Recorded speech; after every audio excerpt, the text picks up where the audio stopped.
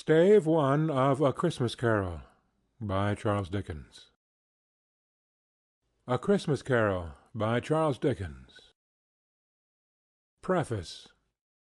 I have endeavored in this ghostly little book to raise the ghost of an idea which shall not put my readers out of humour with themselves, with each other, with the season, or with me.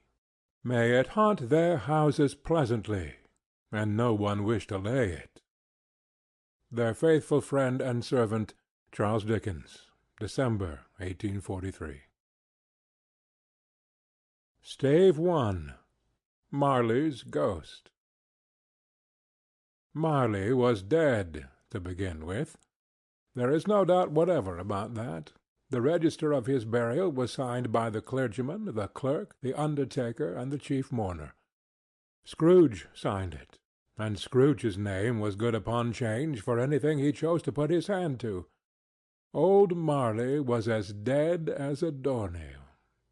Mind, I don't mean to say that I know, of my own knowledge, what there is particularly dead about a door-nail.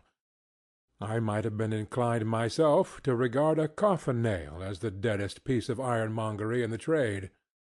But the wisdom of our ancestors is in the simile, and my unhallowed hands shall not disturb it, or the country is done for. You will therefore permit me to repeat emphatically that Marley was as dead as a door-nail. Scrooge knew he was dead? Of course he did. How could it be otherwise? Scrooge and he were partners for I don't know how many years. Scrooge was his sole executor, his sole administrator, his sole assign, his sole residuary legatee, his sole friend and sole mourner. And even Scrooge was not so dreadfully cut up by the sad event but that he was an excellent man of business on the very day of the funeral, and solemnized it with an undoubted bargain. The mention of Marley's funeral brings me back to the point I started from. There is no doubt that Marley was dead. This must be distinctly understood, or nothing wonderful can come of the story I am going to relate. If we were not perfectly convinced that Hamlet's father died before the play began, there would be nothing more remarkable in his taking a stroll at night in an easterly wind upon his own ramparts than there would be in any other middle-aged gentleman rashly turning out after dark in a breezy spot, say St. Paul's churchyard, for instance, literally to astonish his son's weak mind. Scrooge never painted out old Marley's name. There it stood years afterwards above the warehouse door, Scrooge and Marley. The firm was known as Scrooge and Marley. Sometimes people new to the business called Scrooge Scrooge, and sometimes Marley, but he answered to both names. It was all the same to him. Oh, but he was a tight-fisted hand at the grindstone, Scrooge. A squeezing, wrenching, grasping, scraping, clutching, covetous old sinner, hard and sharp as flint, from which no steel had ever struck out generous fire, secret and self-contained and solitary as an oyster. The cold within him froze his old features, nipped his pointed nose, shrivelled his cheek, stiffened his gait, made his eyes red, his thin lips blue, and spoke out shrewdly in his grating voice. A frosty rime was on his head, and on his eyebrows and his wiry chin. He carried his own low temperature always about with him. He iced his office in the dog-days, and didn't thaw it 1 degree at Christmas. External heat and cold had little influence on Scrooge. No warmth could warm, no wintry weather chill him. No wind that blew was bitterer than he, no falling snow was more intent upon its purpose, no pelting rain less open to entreaty. Foul weather didn't know where to have him. The heaviest rain and snow and hail and sleet could boast of the advantage over him in only one respect. They often came down handsomely, and Scrooge never did. Nobody ever stopped him in the street to say, with gladsome looks, "My dear Scrooge, how are you? When will you come to see me?" No beggars implored him to bestow a trifle, no children asked him what it was o'clock. No man or woman ever once in all his life inquired the way to such and such a place of Scrooge. Even the blind men's dogs appeared to know him, and when they saw him coming on, would tug their owners into doorways and up courts, and then would wag their tails as though they said, "No eye at all is better than an evil one, dark master." But what did Scrooge care? It was the very thing he liked. To edge his way along the crowded paths of life, warning all human sympathy to keep its distance, was what the knowing ones call nuts to Scrooge. Once upon a time, of all the good days in the year, on Christmas Eve, old Scrooge sat busy in his counting-house. It was cold, bleak, biting weather, foggy withal, and he could hear the people in the court outside go wheezing up and down, beating their hands upon their breasts, and stamping their feet upon the pavement stones to warm them. The city clocks had only just gone 3, but it was quite dark already. It had not been light all day, and candles were flaring in the windows of the neighboring offices like ruddy smears upon the palpable brown air. The fog came pouring in at every chink and keyhole, and was so dense without that although the court was of the narrowest, the houses opposite were mere phantoms. To see the dingy cloud come drooping down, obscuring everything, one might have thought that nature lived hard by and was brewing on a large scale. The door of Scrooge's counting-house was open, that he might keep his eye upon his clerk, who, in a dismal little cell beyond, a sort of tank, was copying letters. Scrooge had a very small fire, but the clerk's fire was so much smaller that it looked like one coal. But he couldn't replenish it, for Scrooge kept the coal-box in his own room, and so surely as the clerk came in with the shovel, the master predicted that it would be necessary for them to part. Wherefore the clerk put on his white comforter, and tried to warm himself at the candle, in which effort, not being a man of a strong imagination, he failed. "A Merry Christmas, uncle! God save you!" cried a cheerful voice. It was the voice of Scrooge's nephew, who came upon him so quickly that this was the first intimation he had of his approach. "Bah!" said Scrooge. "Humbug!" He had so heated himself with his rapid walking in the fog and frost, this nephew of Scrooge's, that he was all in a glow. His face was ruddy and handsome, his eyes sparkled, and his breath smoked again. "Christmas a humbug, uncle?" said Scrooge's nephew. "You don't mean that, I am sure." "I do," said Scrooge. "Merry Christmas! What right have you to be merry? What reason have you to be merry? You're poor enough." "Oh, come, then," returned the nephew gaily. "What right have you to be dismal? What reason have you to be morose? You're rich enough." Scrooge, having no better answer ready on the spur of the moment, said, "Bah!" again, and followed it up with "Humbug!" "Don't be cross, uncle," said the nephew. "Oh, what else can I be," returned the uncle, "when I live in such a world of fools as this? Merry Christmas! Out upon Merry Christmas! What's Christmas time to you but a time for paying bills without money, a time for finding yourself a year older, but not an hour richer, a time for balancing your books and having every item in 'em through a round dozen of months presented dead against you. If I could work my will," said Scrooge indignantly, "every idiot who goes about with 'Merry Christmas' on his lips should be boiled with his own pudding. and buried with a stake of holly through his heart. He should." "Uncle!" pleaded the nephew. "Nephew!" returned the uncle sternly. "Keep Christmas in your own way, and let me keep it in mine." "Keep it?" repeated Scrooge's nephew. "But you don't keep it." "Let me leave it alone, then," said Scrooge. "Much good may it do you. Much good has it ever done you." "There are many things from which I might have derived good, by which I have not profited, I dare say," returned the nephew. "Christmas among the rest.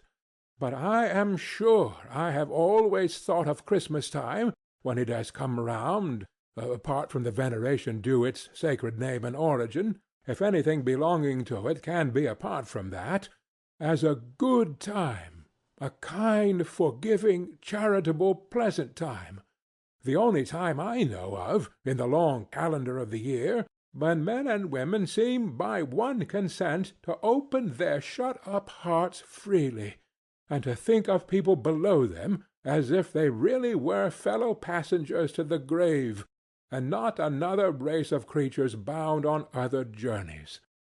And therefore, uncle, though it has never put a scrap of gold or silver in my pocket, I believe that it has done me good, and will do me good, and I say, God bless it." The clerk in the tank involuntarily applauded. Becoming immediately sensible of the impropriety, he poked the fire, and extinguished the last frail spark forever. "Let me hear another sound from you," said Scrooge, "and you'll keep your Christmas by losing your situation. You're quite a powerful speaker, sir," he added, turning to his nephew. "I wonder you don't go into Parliament." "Don't be angry, uncle. Come, dine with us to-morrow." Scrooge said that he would see him. Yes, indeed, he did. He went the whole length of the expression, and said that he would see him in that extremity first. "But why?" cried Scrooge's nephew. "Why?" "Why did you get married?" said Scrooge. "Because I fell in love." "Because you fell in love," growled Scrooge, as if that were the only one thing in the world more ridiculous than a Merry Christmas. "Good afternoon." "Nay, uncle, but you never came to see me before that happened. Why give it as a reason for not coming now?" "Good afternoon," said Scrooge. "I want nothing from you. I ask nothing of you. Why cannot we be friends?" "Good afternoon," said Scrooge. "I am sorry, with all my heart, to find you so resolute. We have never had any quarrel to which I have been a party, but I have made the trial in homage to Christmas, and I'll keep my Christmas humor to the last. So, a Merry Christmas, uncle." "Good afternoon," said Scrooge. "and a Happy New Year." "Good afternoon," said Scrooge. His nephew left the room without an angry word notwithstanding. He stopped at the outer door to bestow the greetings of the season on the clerk, who, cold as he was warmer than Scrooge, for he returned them cordially. "There's another fellow," muttered Scrooge, who overheard him. "My clerk with 15 shillings a week, and a wife and family, talking about a Merry Christmas. I'll retire to Bedlam." This lunatic, in letting Scrooge's nephew out, had let 2 other people in. They were portly gentlemen, pleasant to behold, and now stood with their hats off in Scrooge's office. They had books and papers in their hands, and bowed to him. "Scrooge and Morris, I believe," said one of the gentlemen, referring to his list. "Have I the pleasure of addressing Mr. Scrooge or Mr. Marley?" "Mr. Marley has been dead these 7 years," Scrooge replied. "He died 7 years ago, this very night." we have no doubt his liberality is well represented by his surviving partner," said the gentleman, presenting his credentials. It certainly was, for they had been two kindred spirits. At the ominous word liberality, Scrooge frowned, and shook his head, and handed the credentials back. "At this festive season of the year, Mr. Scrooge," said the gentleman, taking up a pen, "it is more than usually desirable that we should make some slight provision for the poor and destitute, who suffer greatly at the present time. Many thousands are in want of common necessaries. Hundreds of thousands are in want of common comforts, sir." "Are there no prisons?" asked Scrooge. "Oh, plenty of prisons," said the gentleman, laying down the pen again. "And the Union workhouses," demanded Scrooge, "are they still in operation?" "They are still," returned the gentleman. "I wish I could say they were not." "The treadmill and the poor law are in full vigor, then?" said Scrooge. "Both very busy, sir." "Ah! I was afraid, from what you said at first, that something had occurred to stop them in their useful course," said Scrooge. "I'm very glad to hear it." "Under the impression that they scarcely furnish Christian cheer of mind or body to the multitude," returned the gentleman, "a few of us are endeavoring to raise a fund to buy the poor some meat and drink, and means of warmth. We choose this time because it is a time, of all others, when want is keenly felt, and abundance rejoices. What shall we put you down for?" "Nothing," Scrooge replied. "Ah, you wish to remain anonymous?" "I wish to be left alone," said Scrooge. "Since you ask me what I wish, gentlemen, that is my answer. I don't make merry myself at Christmas, and I can't afford to make idle people merry. I help to support the establishments I have mentioned. They cost enough, and those who are badly off must go there." "Many can't go there, and many would rather die." "If they would rather die," said Scrooge, "they had better do it, and decrease the surplus population. Besides, excuse me, I don't know that." "But you might know it," observed the gentleman. "It's not my business," Scrooge returned. "It's enough for a man to understand his own business, and not to interfere with other people's. Mine occupies me constantly. Good afternoon, gentlemen." Seeing clearly that it would be useless to pursue their point, the gentlemen withdrew. Scrooge resumed his labors with an improved opinion of himself, and in a more facetious temper than was usual with him. Meanwhile the fog and darkness thickened so that people ran about with flaring links, proffering their services to go before horses in carriages, and conduct them on their way. The ancient tower of a church, whose gruff old bell was always peeping slyly down at Scrooge out of a Gothic window in the wall, became invisible, and struck the hours and quarters in the clouds, with tremulous vibrations afterwards, as if its teeth were chattering in its frozen head up there. The cold became intense.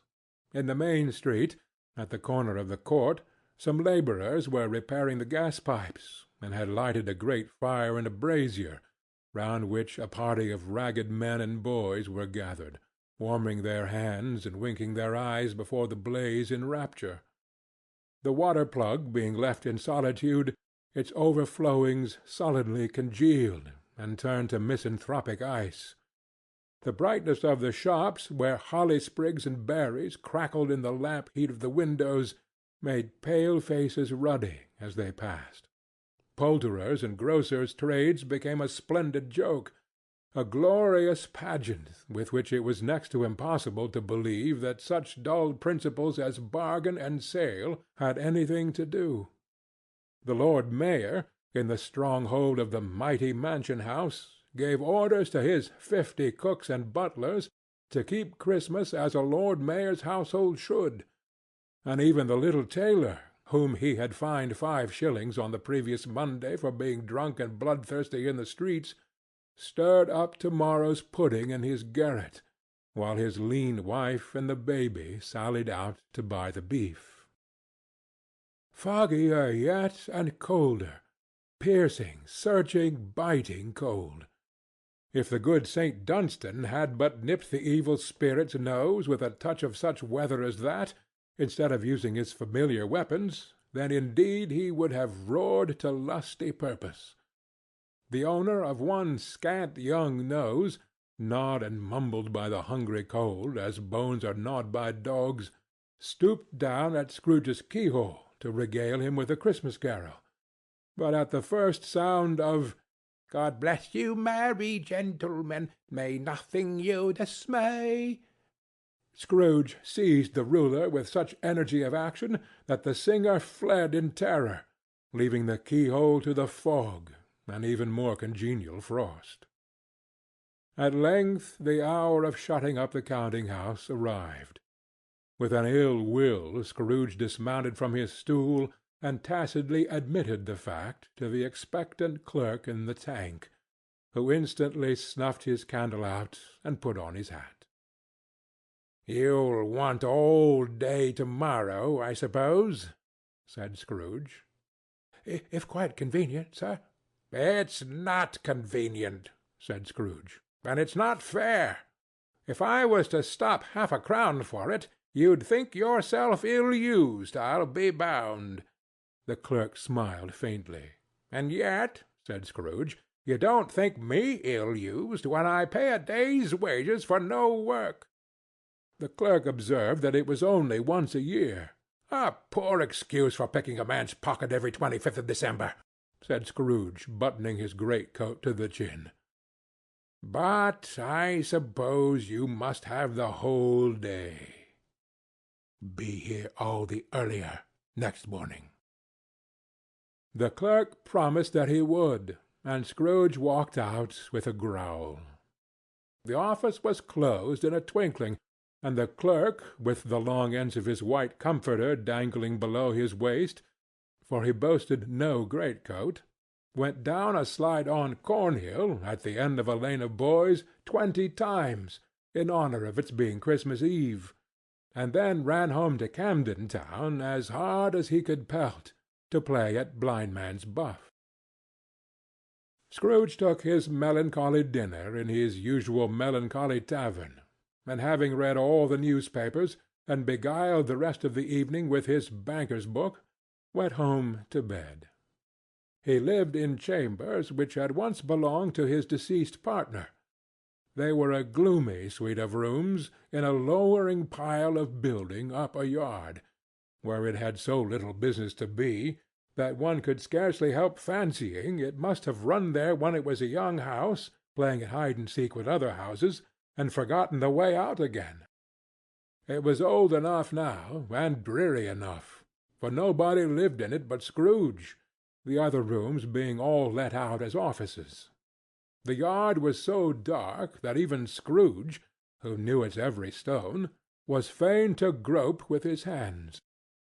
The fog and frost so hung about the black old gateway of the house that it seemed as if the genius of the weather sat in mournful meditation on the threshold. Now it is a fact that there was nothing at all particular about the knocker on the door, except that it was very large. It was also a fact that Scrooge had seen it night and morning during his whole residence in that place. Also that Scrooge had as little of what is called fancy about him as any man in the city of London, even including, which is a bold word, the corporation, aldermen, and livery.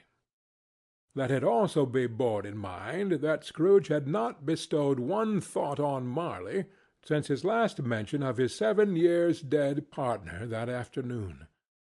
And then let any man explain to me, if he can, how it happened that Scrooge, having his key in the lock of the door, saw in the knocker, without its undergoing any intermediate process of change, not a knocker, but Marley's face. Marley's face! It was not in impenetrable shadow, as the other objects in the yard were, but had a dismal light about it, like a bad lobster in a dark cellar. It was not angry or ferocious, but looked at Scrooge as Marley used to look, with ghostly spectacles turned up on his ghostly forehead. The hair was curiously stirred, as if by breath or hot air, and though the eyes were wide open, they were perfectly motionless. That and its livid colour made it horrible, but its horror seemed to be in spite of the face and beyond its control, rather than a part of its own expression. As Scrooge looked fixedly at this phenomenon, it was a knocker again.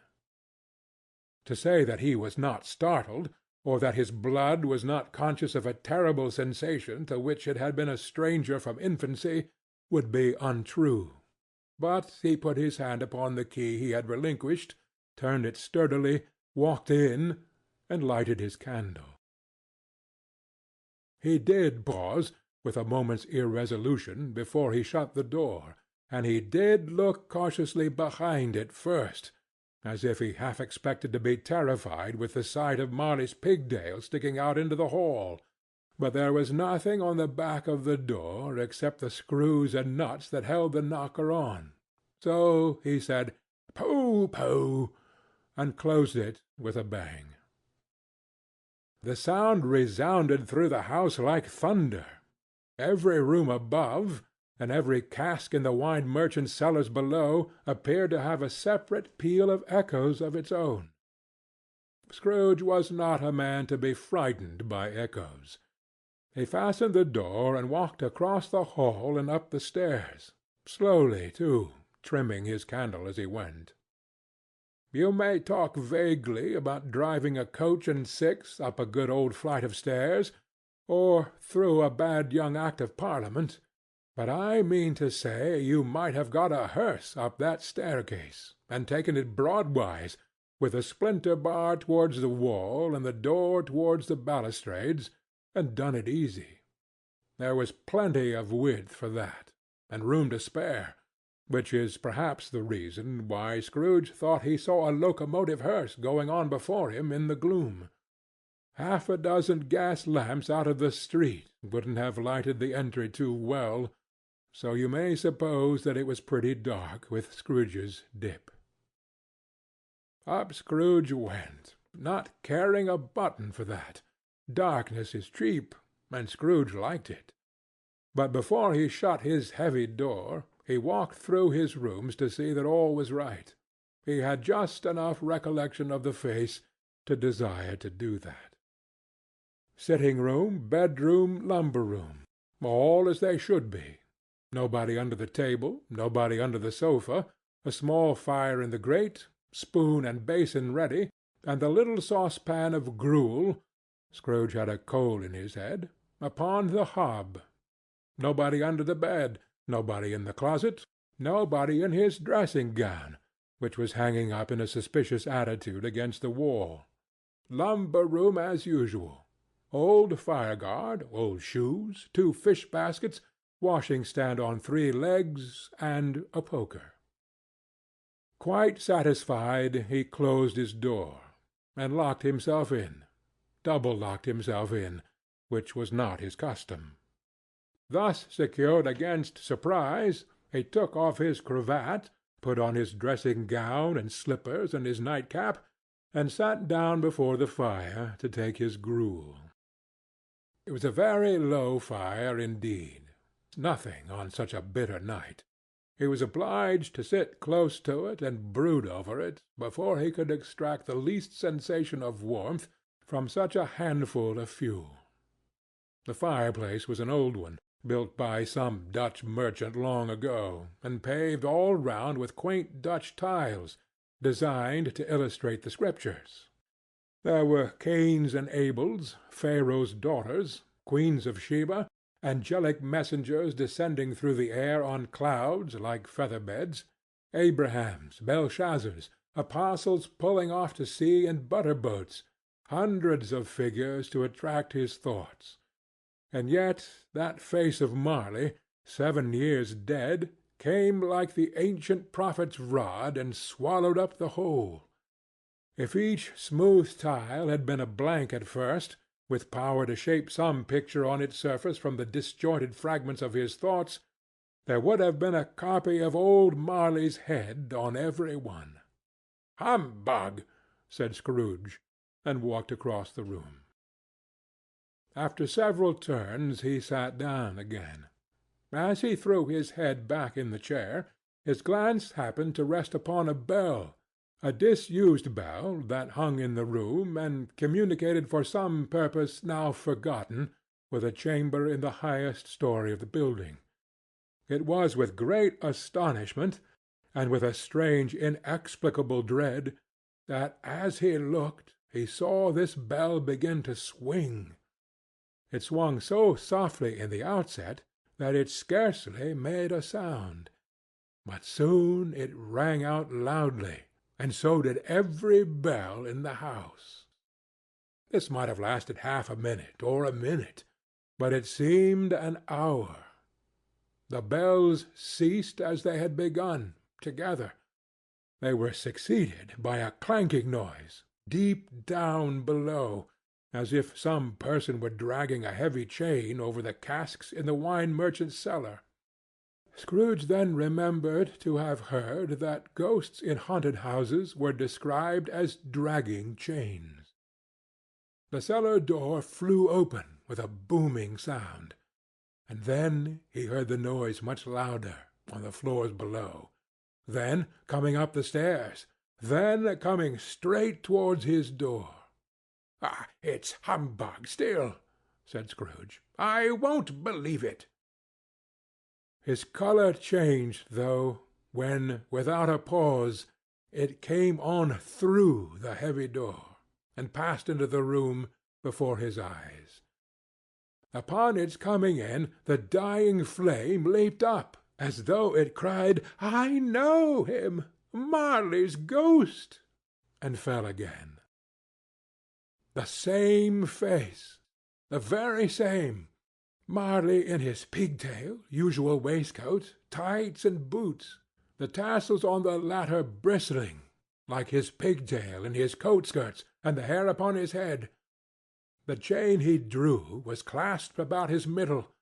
It was long, and wound about him like a tail, and it was made, for Scrooge observed it closely, of cash-boxes, keys, padlocks, ledgers, deeds, and heavy purses, wrought in steel. His body was transparent, so that Scrooge, observing him, and looking through his waistcoat, could see the 2 buttons on his coat behind. Scrooge had often heard it said that Marley had no bowels, but he had never believed it until now. No, nor did he believe it even now, though he looked the phantom through and through, and saw it standing before him, though he felt the chilling influence of its death-cold eyes, and marked the very texture of the folded kerchief bound about its head and chin, which wrapper he had not observed before, he was still incredulous, and fought against his senses. "How now?" said Scrooge, caustic and cold as ever. "What do you want with me?" "Much." Marley's voice, no doubt about it. "Who are you?" "Ask me who I was." "Who were you, then?" said Scrooge, raising his voice. "You're particular for a shade." He was going to say "to a shade," but substituted this as more appropriate. "In life I was your partner, Jacob Marley." Can you sit down?" asked Scrooge, looking doubtfully at him. "I can." "Do it, then." Scrooge asked the question because he didn't know whether a ghost so transparent might find himself in a condition to take a chair, and felt that in the event of its being impossible, it might involve the necessity of an embarrassing explanation. But the ghost sat down on the opposite side of the fireplace, as if he were quite used to it. "You don't believe in me," observed the ghost. "I don't," said Scrooge. "What evidence would you have of my reality beyond that of your senses?" "I don't know," said Scrooge. "Why do you doubt your senses?" "Because," said Scrooge, "a little thing affects them. A slight disorder of the stomach makes them cheats. You may be an undigested bit of beef, a blot of mustard, a crumb of cheese, a fragment of an underdone potato. There's more of gravy than of grave about you, whatever you are." Scrooge was not much in the habit of cracking jokes, nor did he feel in his heart by any means waggish then. The truth is that he tried to be smart, as a means of distracting his own attention and keeping down his terror, for the spectre's voice disturbed the very marrow in his bones. To sit staring at those fixed glazed eyes in silence for a moment would play, Scrooge felt, the very deuce with him. There was something very awful, too, in the spectre's being provided with an infernal atmosphere of its own. Scrooge could not feel it himself, but this was clearly the case, for though the ghost sat perfectly motionless, its hair and skirts and tassels were still agitated, as by the hot vapour from an oven. "You see this toothpick?" said Scrooge, returning quickly to the charge for the reason just assigned, and wishing, though it were only for a second, to divert the vision's stony gaze from himself. "I do," replied the ghost. "You are not looking at it," said Scrooge. "But I see it," said the ghost, "notwithstanding." "Well," returned Scrooge, "I have but to swallow this, and be for the rest of my days persecuted by a legion of goblins, all of my own creation. Humbug, I tell you, humbug!" At this the spirit raised a frightful cry, and shook its chain with such a dismal and appalling noise that Scrooge held on tight to his chair to save himself from falling in a swoon. But how much greater was his horror when the phantom, taking off the bandage round its head, as if it were too warm to wear indoors, its lower jaw dropped down upon its breast. Scrooge fell upon his knees, and clasped his hands before his face. "Mercy!" he said. "Dreadful apparition! Why do you trouble me?" "Man of the worldly mind," replied the ghost, "do you believe in me or not?" "I do," said Scrooge. "I must. But why do spirits walk the earth, and why do they come to me?" "It is required of every man," the ghost returned, "that the spirit within him should walk abroad among his fellow men, and travel far and wide. And if that spirit goes not forth in life, it is condemned to do so after death. It is doomed to wander through the world. Woe is me! And witness what it cannot share, but might have shared on earth and turned to happiness." Again the spectre raised a cry, and shook its chain and wrung its shadowy hands. "You are fettered," said Scrooge, trembling. "Tell me why." "I wear the chain I forged in life," replied the ghost. "I made it, link by link and yard by yard. I girded it on of my own free will, and of my own free will I wore it. Is its pattern strange to you? Scrooge trembled more and more. "Or would you know," pursued the ghost, "the weight and length of the strong coil you bear yourself? It was full as heavy and long as this 7 Christmas Eves ago. You have labored on it since. It is a ponderous chain." Scrooge glanced about him on the floor, in the expectation of finding himself surrounded by some 50 or 60 fathoms of iron cable, but he could see nothing. "Jacob," he said imploringly, "old Jacob Marley, tell me more. Speak comfort to me, Jacob." "I have none to give," the ghost replied. "It comes from other regions, Ebenezer Scrooge, and is conveyed by other ministers to other kinds of men. Nor can I tell you what I would. A very little more is permitted to me. I cannot rest, I cannot stay, I cannot linger anywhere. My spirit never walked beyond our counting-house. Mark me. In life my spirit never roved beyond the narrow limits of our money-changing hole, and weary journeys lie before me." It was a habit with Scrooge, whenever he became thoughtful, to put his hands in his breeches pockets. Pondering on what the ghost had said, he did so now, but without lifting up his eyes or getting off his knees. "You must have been very slow about it, Jacob," Scrooge observed, in a business-like manner, though with humility and deference. "Slow?" the ghost repeated. "7 years dead," mused Scrooge, "and travelling all the time." "The whole time," said the ghost. "No rest, no peace, incessant torture of remorse."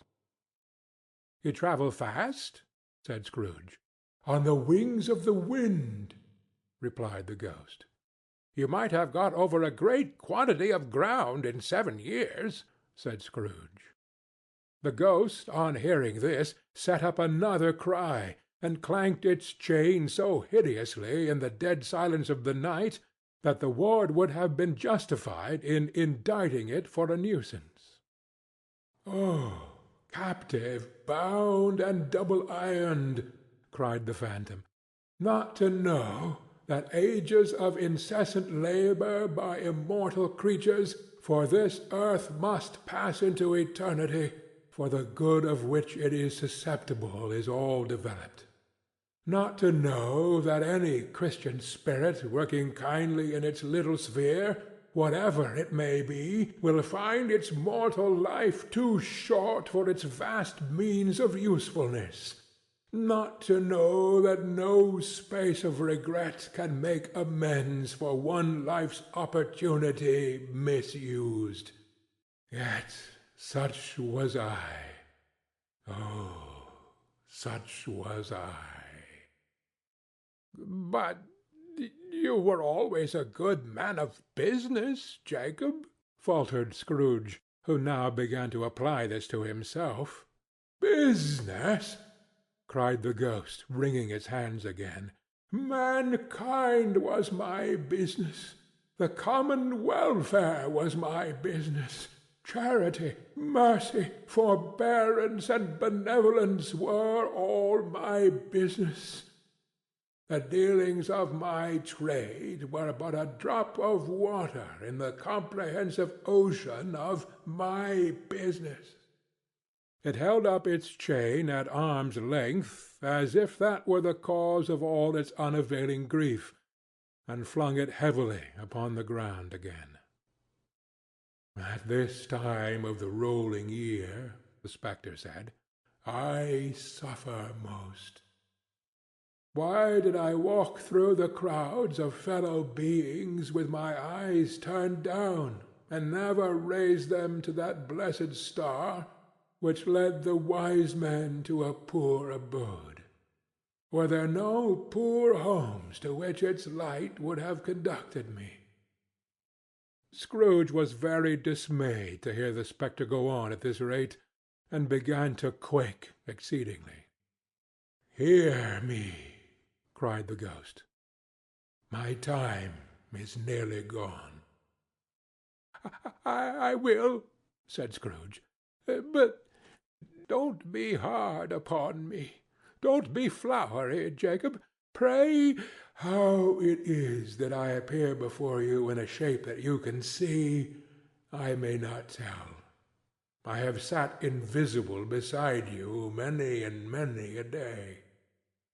It was not an agreeable idea. Scrooge shivered, and wiped the perspiration from his brow. "That is no light part of my penance," pursued the ghost. "I am here to-night to warn you that you have yet a chance and hope of escaping my fate. A chance and hope of my procuring, Ebenezer." "You were always a good friend to me," said Scrooge. "Thank'ee." "You will be haunted," resumed the ghost, "by 3 spirits." Scrooge's countenance fell, almost as low as the ghost's had done. "Is that the chance and hope you mentioned, Jacob?" he demanded, in a faltering voice. "It is." I think I'd rather not," said Scrooge. "Without their visits," said the ghost, "you cannot hope to shun the path I tread. Expect the first to-morrow, when the bell tolls 1. "Couldn't I take them all at once, and have it over, Jacob?" hinted Scrooge. "Expect the second on the next night, at the same hour. The third upon the next night, when the last stroke of 12 has ceased to vibrate. Look to see me no more, and look that for your own sake you remember what has passed between us."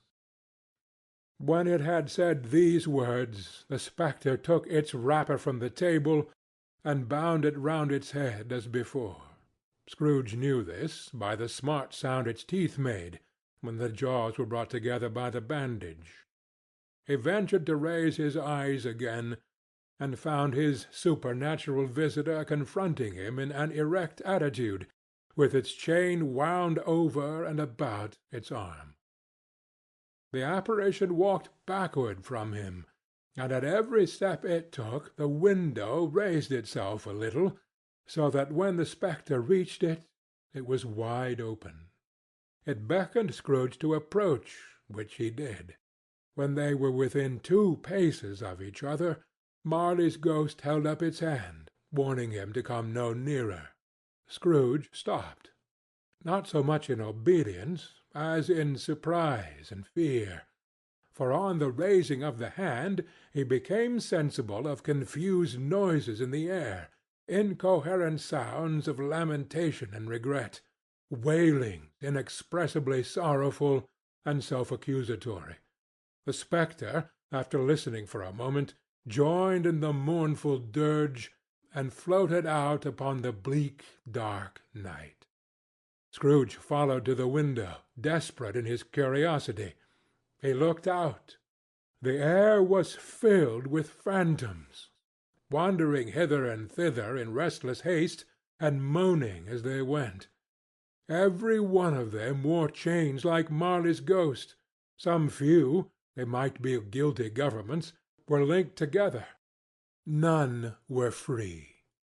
Many had been personally known to Scrooge in their lives.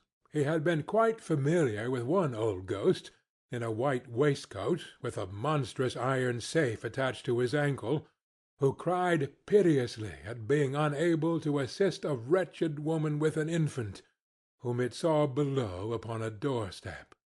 The misery with them all was, clearly, that they sought to interfere for good in human matters, and had lost the power forever. Whether these creatures faded into mist, or mist enshrouded them, he could not tell. But they and their spirit voices faded together, and the night became as it had been when he walked home. Scrooge closed the window and examined the door by which the ghost had entered. It was double-locked, as he had locked it with his own hands, and the bolts were undisturbed. He tried to say "Humbug," but stopped at the first syllable. And being, from the emotion he had undergone, or the fatigues of the day, or his glimpse of the invisible world, or the dull conversation of the ghost, or the lateness of the hour, much need of repose, went straight to bed without undressing, and fell asleep upon the instant. End of Stave 1.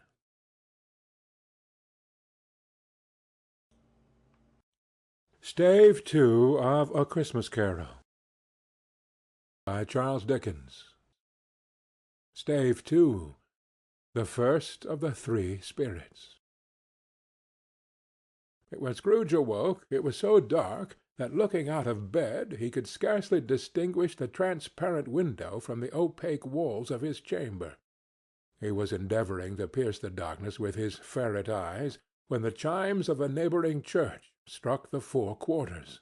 So he listened for the hour. To his great astonishment, the heavy bell went on from 6 to 7, and from 7 to 8, and regularly up to 12, then stopped. 12! It was past 2 when he went to bed. The clock was wrong. An icicle must have got into the works. 12! He touched the spring of his repeater to correct this most preposterous clock. Its rapid little pulse beat 12, and stopped. "Why, it isn't possible," said Scrooge, "that I can have slept through a whole day and far into another night. It isn't possible that anything has happened to the sun, and this is 12 at noon." The idea being an alarming one, he scrambled out of bed and groped his way to the window. He was obliged to rub the frost off with the sleeve of his dressing-gown before he could see anything, and could see very little then. All he could make out was that it was still very foggy and extremely cold, and that there was no noise of people running to and fro and making a great stir, as there unquestionably would have been if night had beaten off bright day and taken possession of the world. This was a great relief, because 3 days after sight of the first of exchange paid to Mr. Ebenezer Scrooge or his order, and so forth, would have become a mere United States security if there were no days to count by. Scrooge went to bed again and thought, and thought, and thought it over and over and over, and could make nothing of it. The more he thought, the more perplexed he was, and the more he endeavored not to think, the more he thought. Marley's ghost bothered him exceedingly. Every time he resolved within himself, after mature inquiry, that it was all a dream, his mind flew back again, like a strong string released, to its first position, and presented the same problem to be worked all through. Was it a dream or not? Scrooge lay in this state until the chime had gone 3 quarters more, when he remembered, on a sudden, that the ghost had warned him of a visitation when the bell tolled 1. He resolved to lie awake until the hour was past, and, considering that he could no more go to sleep than go to heaven, this was perhaps the wisest resolution in his power. The quarter was so long that he was more than once convinced he must have sunk into a doze unconsciously and missed the clock. At length it broke upon his listening ear. Ding-dong! 1/4 past, said Scrooge, counting. Ding-dong! 1/2 past, said Scrooge. Ding-dong! 1/4 to it, said Scrooge. Ding-dong! The hour itself, said Scrooge triumphantly, and nothing else. He spoke before the hour bell sounded, which it now did with a deep, dull, hollow, melancholy 1. Light flashed up in the room upon the instant, and the curtains of his bed were drawn. The curtains of his bed were drawn aside, I tell you, by a hand. Not the curtains at his feet, nor the curtains at his back, but those to which his face was addressed. The curtains of his bed were drawn aside, and Scrooge, starting up into a half-recumbent attitude, found himself face to face with the unearthly visitor who drew them, as close to it as I am now to you, and I am standing in the spirit at your elbow. It was a strange figure, like a child, yet not so like a child as like an old man, viewed through some supernatural medium, which gave him the appearance of having receded from the view, and being diminished to a child's proportions. Its hair, which hung about its neck and down its back, was white as if with age, and yet the face had not a wrinkle in it, and the tenderest bloom was on the skin. The arms were very long and muscular, the hands the same, as if its hold were of uncommon strength. Its legs and feet, most delicately formed, were, like those upper members, bare. It wore a tunic of the purest white, and round its waist was bound a lustrous belt, the sheen of which was beautiful. It held a branch of fresh green holly in its hand, and in singular contradiction of that wintry emblem, had its dress trimmed with summer flowers. But the strangest thing about it was, that from the crown of its head there sprang a bright, clear jet of light, by which all this was visible, and which was doubtless the occasion of its using, in its duller moments, a great extinguisher for a cap, which it now held under its arm. Even this, though, when Scrooge looked at it with increasing steadiness, was not its strangest quality, for as its belt sparkled and glittered now in one part and now in another, and what was light one instant another time was dark, so the figure itself fluctuated in its distinctness, being now a thing with one arm, and now with one leg, now with 20 legs, now a pair of legs without a head, now a head without a body, of which dissolving parts no outline would be visible in the dense gloom wherein they melted away. And in the very wonder of this, it would be itself again, distinct and clear as ever. "Are you the spirit, sir, whose coming was foretold to me?" asked Scrooge. "I am." The voice was soft and gentle, singularly low, as if instead of being so close beside him, it were at a distance. "Who and what are you?" Scrooge demanded. "I am the ghost of Christmas past." "Long past?" inquired Scrooge, observant of its dwarfish stature. "No, your past." Perhaps Scrooge could not have told anybody why, if anybody could have asked him, but he had a special desire to see the spirit in his cap, and begged him to be covered. "What!" exclaimed the ghost. "Would you so soon put out with worldly hands the light I give? Is it not enough that you are one of those whose passions made this cap, and force me through whole trains of years to wear it low upon my brow?" Scrooge reverently disclaimed all intention to offend, or any knowledge of having wilfully bonneted the spirit at any period of his life. He then made bold to inquire what business brought him there. "Your welfare," said the ghost. Scrooge expressed himself much obliged, but could not help thinking that a night of unbroken rest would have been more conducive to that end. The spirit must have heard him thinking, for it said immediately, "Your reclamation, then. Take heed." It put out its strong hand as it spoke, and clasped him gently by the arm. "Rise and walk with me." It would have been in vain for Scrooge to plead that the weather and the hour were not adapted to pedestrian purposes, that bed was warm and the thermometer a long way below freezing, that he was clad but lightly in his slippers, dressing-gown, and nightcap, and that he had a cold upon him at the time. The grasp, though gentle as a woman's hand, was not to be resisted. He rose, but finding that the spirit made towards the window, clasped his robe in supplication.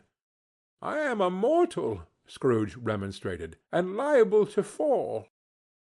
"Bear but a touch of my hand, there," said the spirit, laying it upon his heart, "and you shall be upheld in more than this." As the words were spoken, they passed through the wall, and stood upon an open country road, with fields on either hand. The city had entirely vanished. Not a vestige of it was to be seen. The darkness and the mist had vanished with it, for it was a clear, cold winter day, with snow upon the ground. "Good heaven!" said Scrooge, clasping his hands together as he looked about him. "I was bred in this place. I was a boy here." The spirit gazed upon him mildly. Its gentle touch, though it had been light and instantaneous, appeared still present to the old man's sense of feeling. He was conscious of 1,000 odors floating in the air, each one connected with 1,000 thoughts and hopes and joys and cares long, long forgotten. "Your lip is trembling," said the ghost. "And what is that upon your cheek?" Scrooge muttered, with an unusual catching in his voice, that it was a pimple, and begged the ghost to lead him where he would. "You recollect the way?"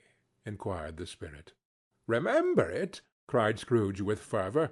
"I could walk it blindfold." "Strange to have forgotten it for so many years," observed the ghost. "Let us go on." They walked along the road, Scrooge recognizing every gate and post and tree, until a little market town appeared in the distance, with its bridge, its church, and winding river. Some shaggy ponies now were seen trotting towards them with boys upon their backs, who called to other boys in country gigs and carts, driven by farmers. All these boys were in great spirits, and shouted to each other, until the broad fields were so full of merry music that the crisp air laughed to hear it. "These are but shadows of the things that have been," said the ghost. "They have no consciousness of us." The jocund travellers came on, and as they came, Scrooge knew and named them, every one. Why was he rejoiced beyond all bounds to see them? Why did his cold eye glisten, and his heart leap up as they went past? Why was he filled with gladness when he heard them give each other Merry Christmas, as they parted at crossroads and byways for their several homes? What was Merry Christmas to Scrooge? Out upon Merry Christmas! What good had it ever done to him? "The school is not quite deserted," said the ghost. "A solitary child, neglected by his friends, is left there still." Scrooge said he knew it, and he sobbed. They left the high road by a well-remembered lane, and soon approached a mansion of dull red brick, with a little weathercock-surmounted cupola on the roof, and a bell hanging in it. It was a large house, but one of broken fortunes, for the spacious offices were little used, their walls were damp and mossy, their windows broken, and their gates decayed. Fowls clucked and strutted in the stables, and the coach-houses and sheds were overrun with grass. Nor was it more retentive of its ancient state within, for entering the dreary hall and glancing through the open doors of many rooms, They found them poorly furnished, cold, and vast. There was an earthly savour in the air, a chilly bareness in the place, which associated itself somehow with too much getting up by candlelight, and not too much to eat. They went, the ghost and Scrooge, across the hall to a door at the back of the house. It opened before them, and disclosed a long, bare, melancholy room, made barer still by lines of plain deal forms and desks. At one of these a lonely boy was reading near a feeble fire, and Scrooge sat down upon a form and wept to see his poor forgotten self as he used to be. Not a latent echo in the house, not a squeak and scuffle from the mice behind the panelling, not a drip from the half-thawed waterspout in the dull yard behind, not a sigh among the leafless boughs of one despondent poplar, not of the idle swinging of an empty storehouse door, no, not a clicking in the fire, but fell upon the heart of Scrooge with a softening influence, gave it a freer passage to his tears. The spirit touched him on his arm, and pointed to his younger self, intent upon his reading. Suddenly a man in foreign garments, wonderfully real and distinct to look at, stood outside the window, with an axe stuck in his belt, and leading by the bridle an ass laden with wood. "Why, it's Ali Baba!"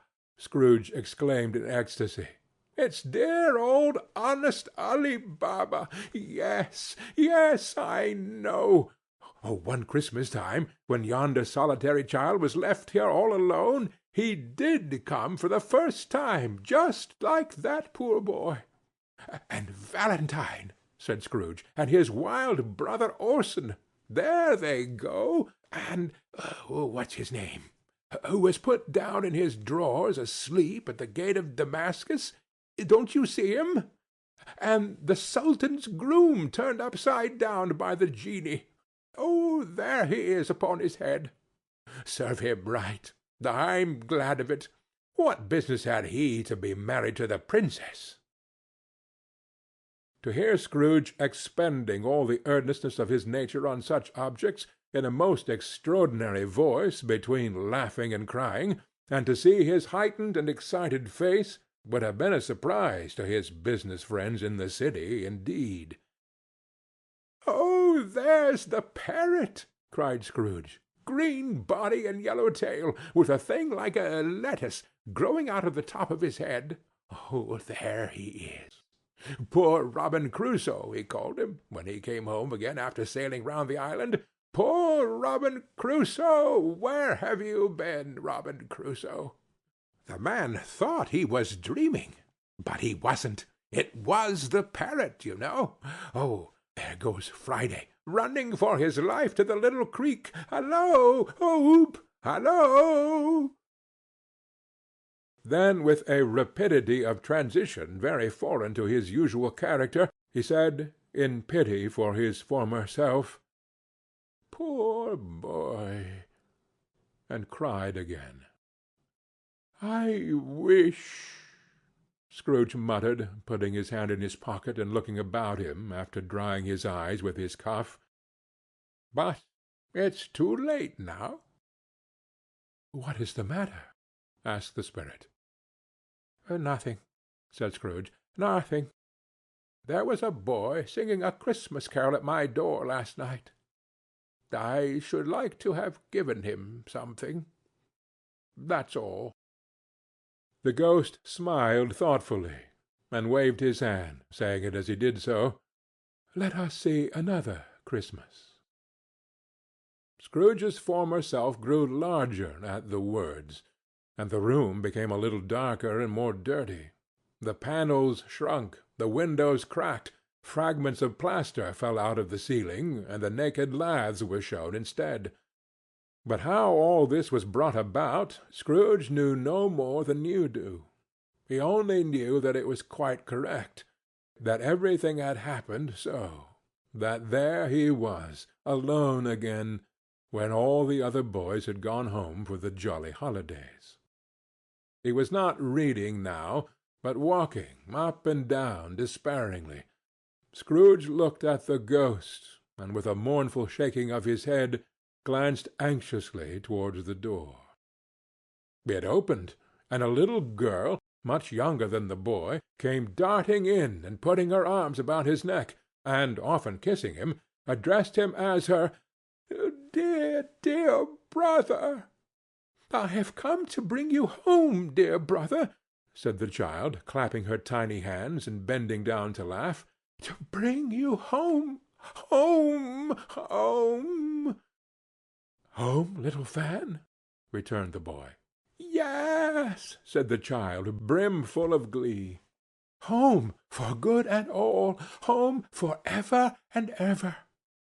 Father is so much kinder than he used to be that home's like heaven. He spoke so gently to me one dear night when I was going to bed that I was not afraid to ask him once more if you might come home. And he said yes, you should, and sent me in a coach to bring you. And you're to be a man," said the child, opening her eyes, "and are never to come back here. But first we're to be together all the Christmas long, and have the merriest time in all the world." "You're quite a woman, little Fan," exclaimed the boy. She clapped her hands, and laughed, and tried to touch his head, but being too little, laughed again, and stood on tiptoe to embrace him. Then she began to drag him, in her childish eagerness, towards the door, and he, nothing loth to go, accompanied her. A terrible voice in the hall cried, "Bring down Master Scrooge's box. There!" And in the hall appeared the schoolmaster himself, who glared on Master Scrooge with a ferocious condescension, and threw him into a dreadful state of mind by shaking hands with him. He then conveyed him and his sister into the veriest old well of a shivering best parlour that ever was seen, where the maps upon the wall, and the celestial and terrestrial globes in the windows, were waxy with cold. Here he produced a decanter of curiously light wine, and a block of curiously heavy cake, and administered installments of these dainties to the young people, at the same time sending out a meagre servant to offer a glass of something to the postboy, who answered that he thanked the gentleman, but if it was the same tap as he had tasted before, he would rather not. Master Scrooge's trunk being by this time tied on to the top of the chaise, the children bade the schoolmaster good-bye right willingly, and getting into it, drove gaily down the garden sweep, the quick wheels dashing the hoar-frost and snow from off the dark leaves of the evergreens like spray. "Always a delicate creature, whom a breath might have withered," said the ghost. "But she had a large heart." "So she had," cried Scrooge. "You're right. I will not gainsay it, Spirit. God forbid." "She died a woman," said the ghost, "and had, as I think, children." "One child," Scrooge returned. "True," said the ghost. "Your nephew." Scrooge seemed uneasy in his mind, and answered briefly, "Yes."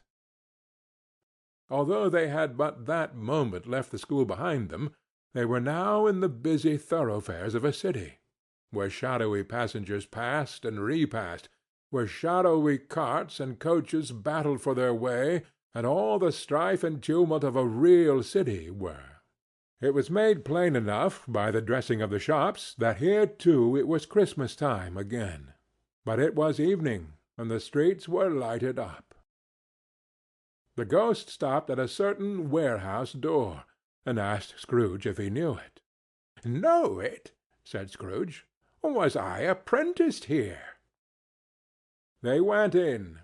At sight of an old gentleman in a Welsh wig, sitting behind such a high desk that if he had been 2 inches taller he must have knocked his head against the ceiling, Scrooge cried in great excitement, "Why, it's old Fezziwig!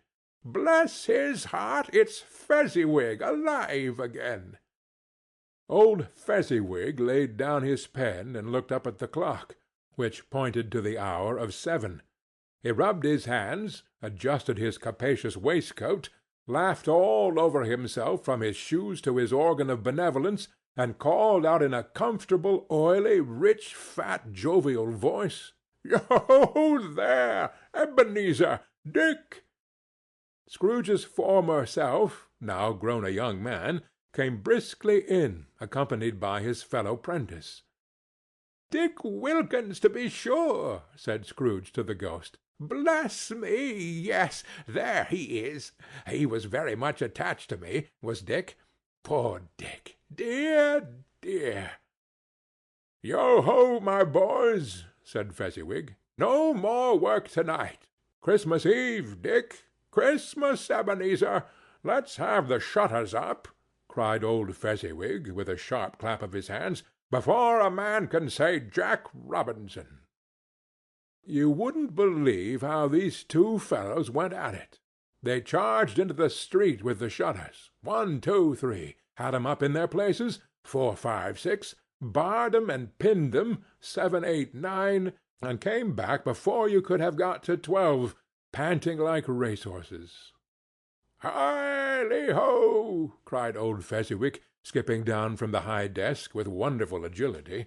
"Clear away, my lads, and let's have a lots of room here. Hi-le-ho, Dick! Cheer up, Ebenezer!"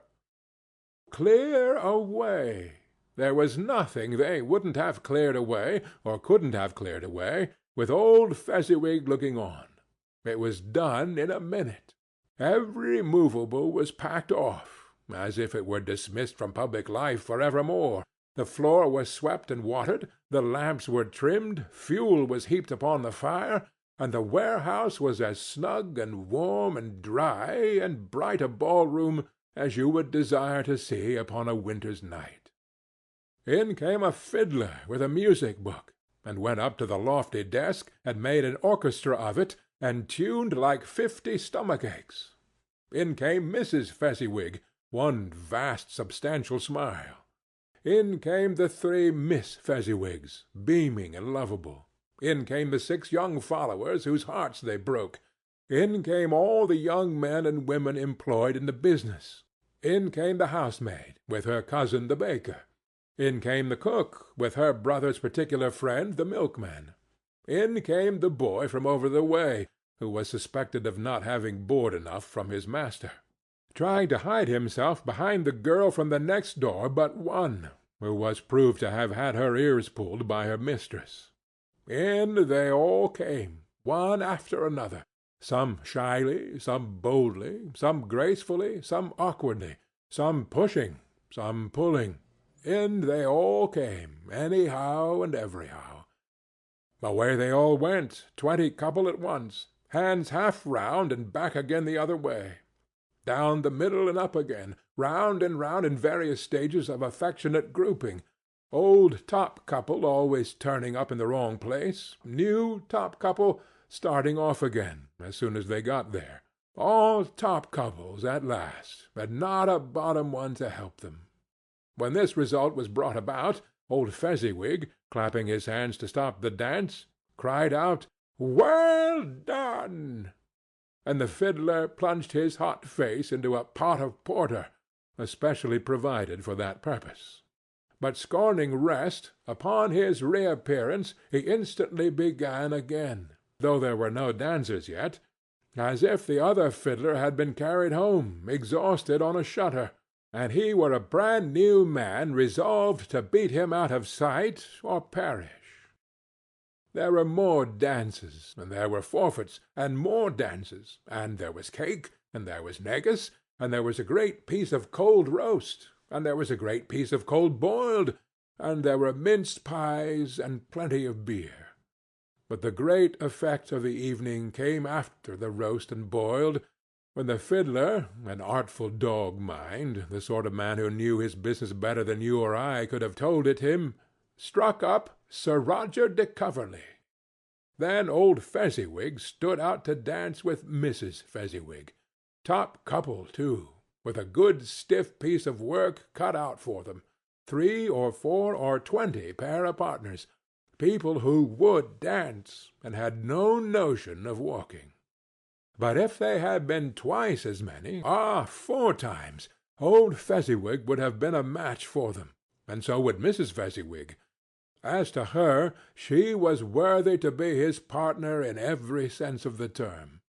If that's not high praise, tell me higher, and I'll use it. A positive light appeared to issue from Fezziwig's calves. They shone in every part of the dance like moons. You couldn't have predicted, at any given time, what would have become of them next. And when old Fezziwig and Mrs. Fezziwig had gone all through the dance, advance and retire, both hands to your partner, bow and curtsy, corkscrew, thread the needle, and back again to your place, Fezziwig cut so deftly that he appeared to wink with his legs, and came upon his feet again without a stagger. When the clock struck 11, the domestic ball broke up. Mr. and Mrs. Fezziwig took their stations, one on either side of the door, and shaking hands with every person individually as he or she went out, wished him or her a Merry Christmas. When everybody had retired but the 2 prentices, they did the same to them, and thus the cheerful voices died away, and the lads were left to their beds, which were under a counter in the back shop. During the whole of this time Scrooge had acted like a man out of his wits. His heart and soul were in the scene, and with his former self. He corroborated everything, remembered everything, enjoyed everything, and underwent the strangest agitation. It was not until now, when the bright faces of his former self and Dick were turned from them, that he remembered the ghost, and became conscious that it was looking full upon him, while the light upon its head burnt very clear. "A small matter," said the ghost, "to make these silly folks so full of gratitude." "Small!" echoed Scrooge.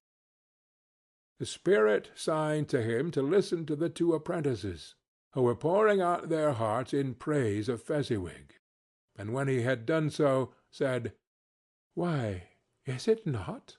He has spent but a few pounds of your mortal money, 3 or 4, perhaps. Is that so much that he deserves this praise?"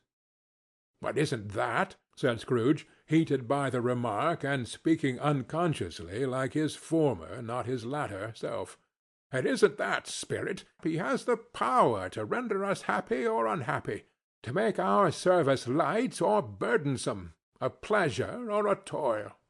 Say that his power lies in words and looks, in things so slight and insignificant that it is impossible to add and count 'em up. What then? The happiness he gives is quite as great as if it cost a fortune." He felt the spirit's glance, and stopped. "What is the matter?" asked the ghost. "Nothing particular," said Scrooge.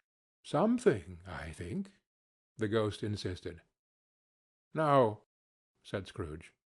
"No, I should like to be able to say a word or 2 to my clerk just now. That's all."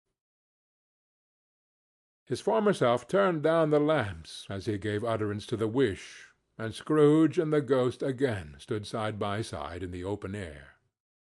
"My time grows short," observed the spirit. "Quick!"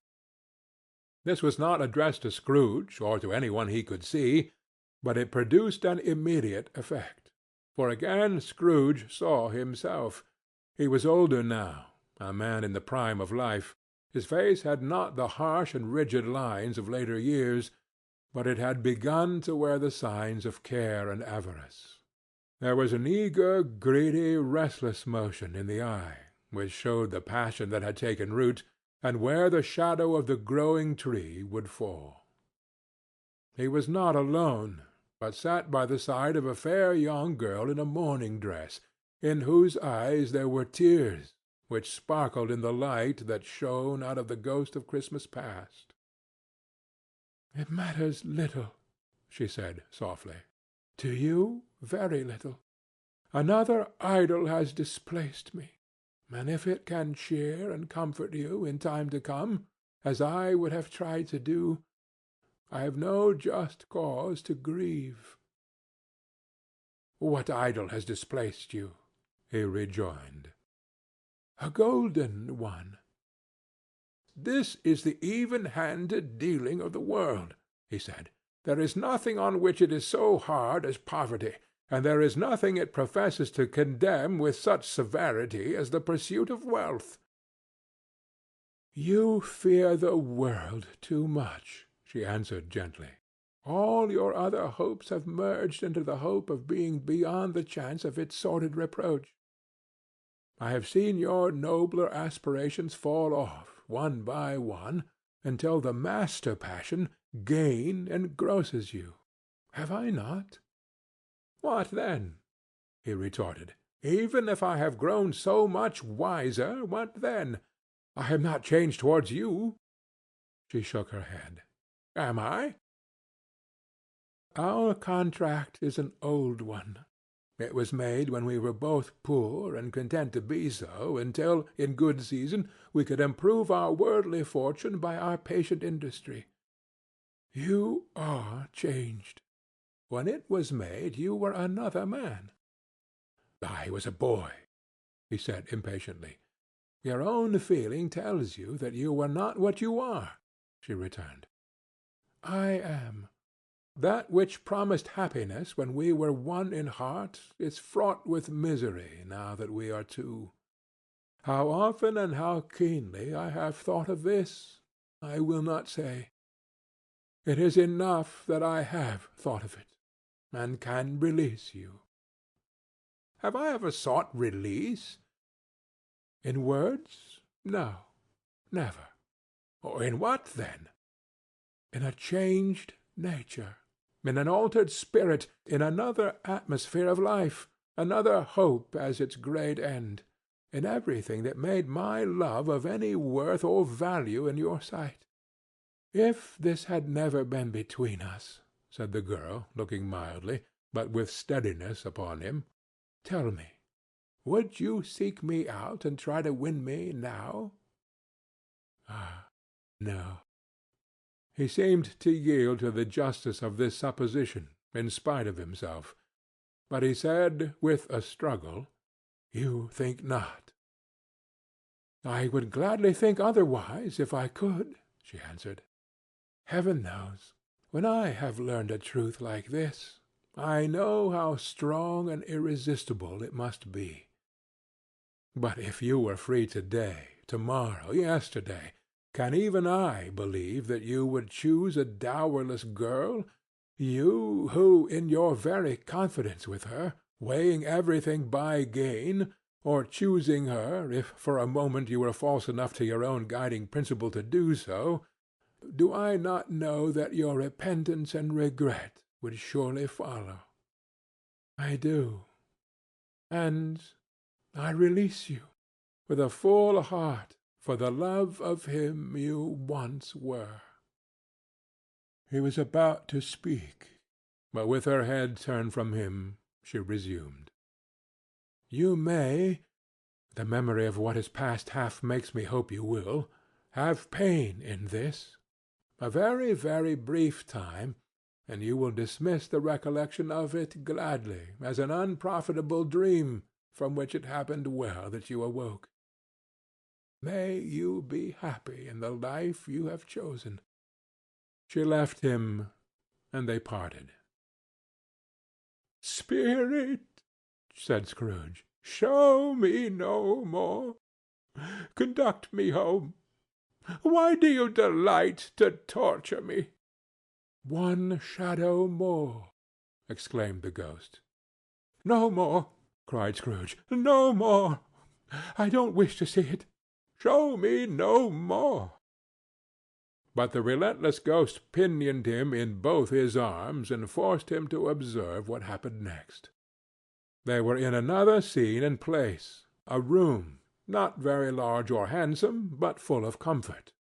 Near to the winter fire sat a beautiful young girl, so like that last that Scrooge believed it was the same, until he saw her, now a comely matron sitting opposite her daughter. The noise in this room was perfectly tumultuous, for there were more children there than Scrooge in his agitative state of mind could count, and unlike the celebrated herd in the poem, they were not 40 children conducting themselves like one, but every child was conducting itself like 40. The consequences were uproarious beyond belief, but no one seemed to care. On the contrary, the mother and daughter laughed heartily, and enjoyed it very much, and the latter, soon beginning to mingle in the sports, got pillaged by the young brigands most ruthlessly. What would I not have given to be one of them? Though I never could have been so rude. No, no. I wouldn't for the wealth of all the world have crushed that braided hair and torn it down, and for the precious little shoe I wouldn't have plucked it off, God bless my soul, to save my life. As to measuring her waist in sport, as they did, bold young brood, I couldn't have done it. I should have expected my arm to have grown round it for a punishment, and never come straight again. And yet I should have dearly liked, I own, to have touched her lips, to have questioned her, that she might have opened them, to have looked upon the lashes of my downcast eyes, and never raised a blush, to have let loose waves of hair, an inch of which would be a keepsake beyond price.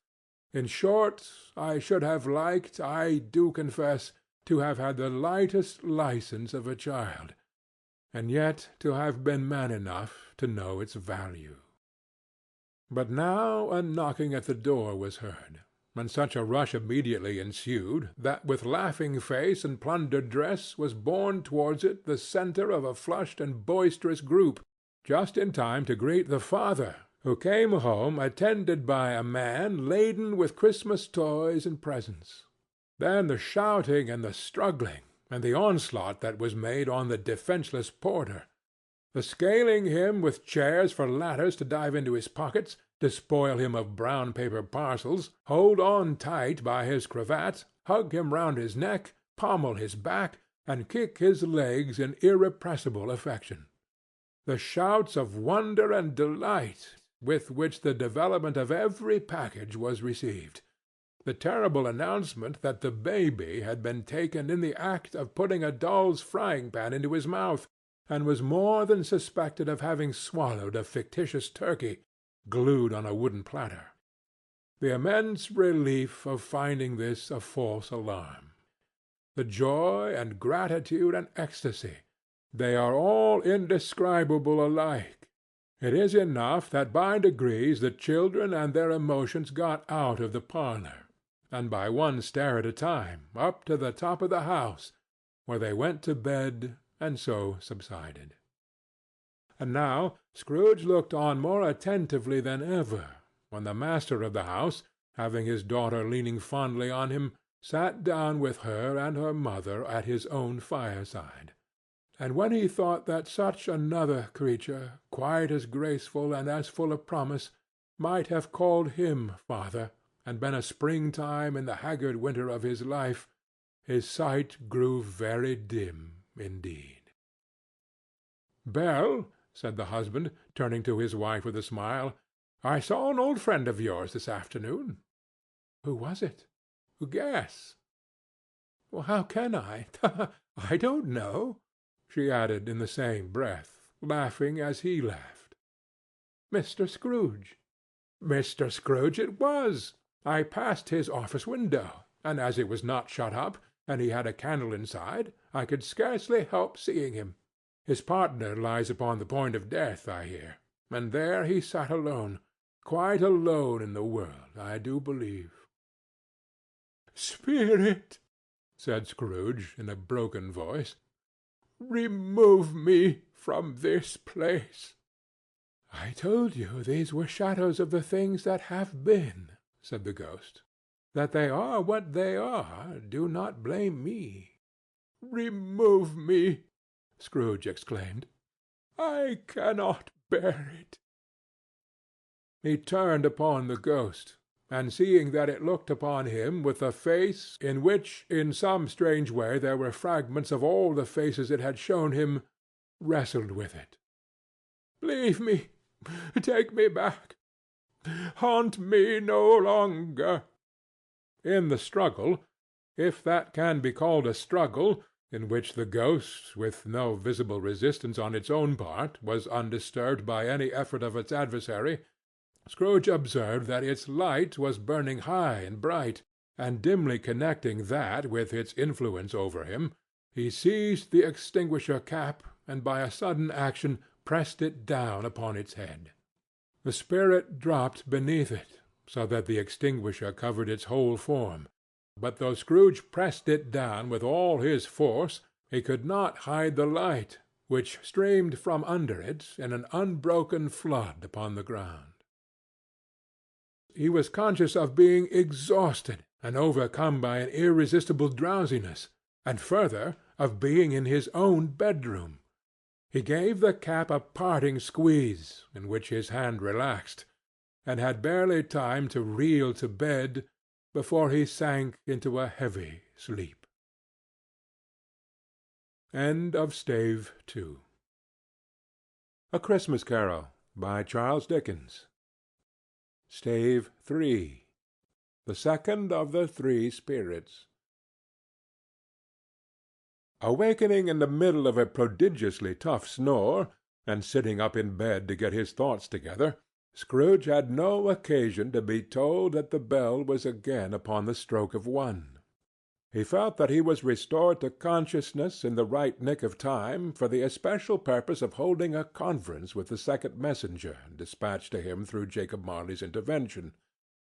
But finding that he turned uncomfortably cold when he began to wonder which of his curtains this new spectre would draw back, he put them every one aside with his own hands, and lying down again established a sharp lookout all round the bed. For he wished to challenge the spirit on the moment of its appearance, and did not wish to be taken by surprise and made nervous. Gentlemen of the free and easy sort, who plume themselves on being acquainted with a move or two, and being usually equal to the time of day, express the wide range of their capacity for adventure by observing that they are good for anything from pitch and toss to manslaughter, between which opposite extremes no doubt there lies a tolerably wide and comprehensive range of subjects. Without venturing for Scrooge quite as heartily as this, I don't mind calling on you to believe that he was ready for a good broad field of strange appearances, and that nothing between a baby and a rhinoceros would have astonished him very much. Now, being prepared for almost anything, he was not by any means prepared for nothing, and consequently, when the bell struck 1 and no shape appeared, he was taken with a violent fit of trembling. 5 minutes, 10 minutes, a quarter of an hour went by, yet nothing came. All this time he lay upon his bed, the very core and centre of a blaze of ruddy light, which streamed upon it when the clock proclaimed the hour, and which, being only light, was more alarming than a dozen ghosts, as he was powerless to make out what it meant or would be at, and was sometimes apprehensive that he might be at that very moment an interesting case of spontaneous combustion, without having the consolation of knowing it. At last, however, he began to think, as you and I would have thought at first, for it is always the person not in the predicament who knows what ought to have been done in it, and would unquestionably have done it too. At last, I say, he began to think that the source and secret of this ghostly light might be in the adjoining room, from whence, on further tracing it, it seemed to shine. This idea taking full possession of his mind, he got up softly, and shuffled in his slippers to the door. The moment Scrooge's hand was on the lock, a strange voice called him by his name and bade him enter. He obeyed. It was his own room, there was no doubt about that, but it had undergone a surprising transformation.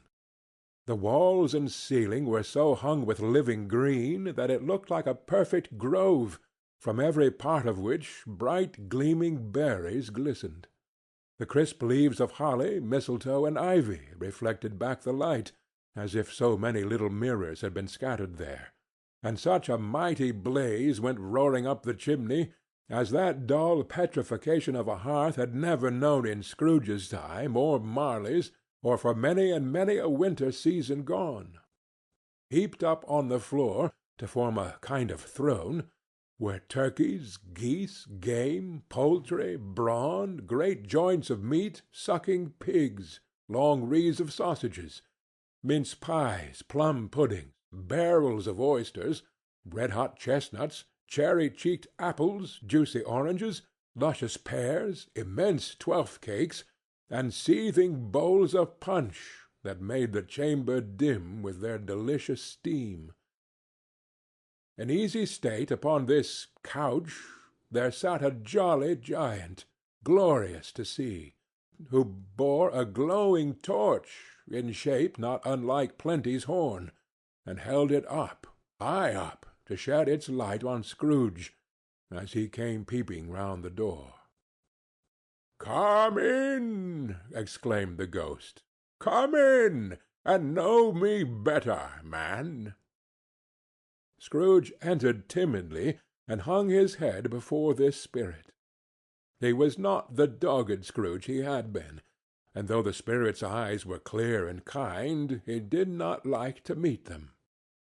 "I am the ghost of Christmas Present," said the spirit.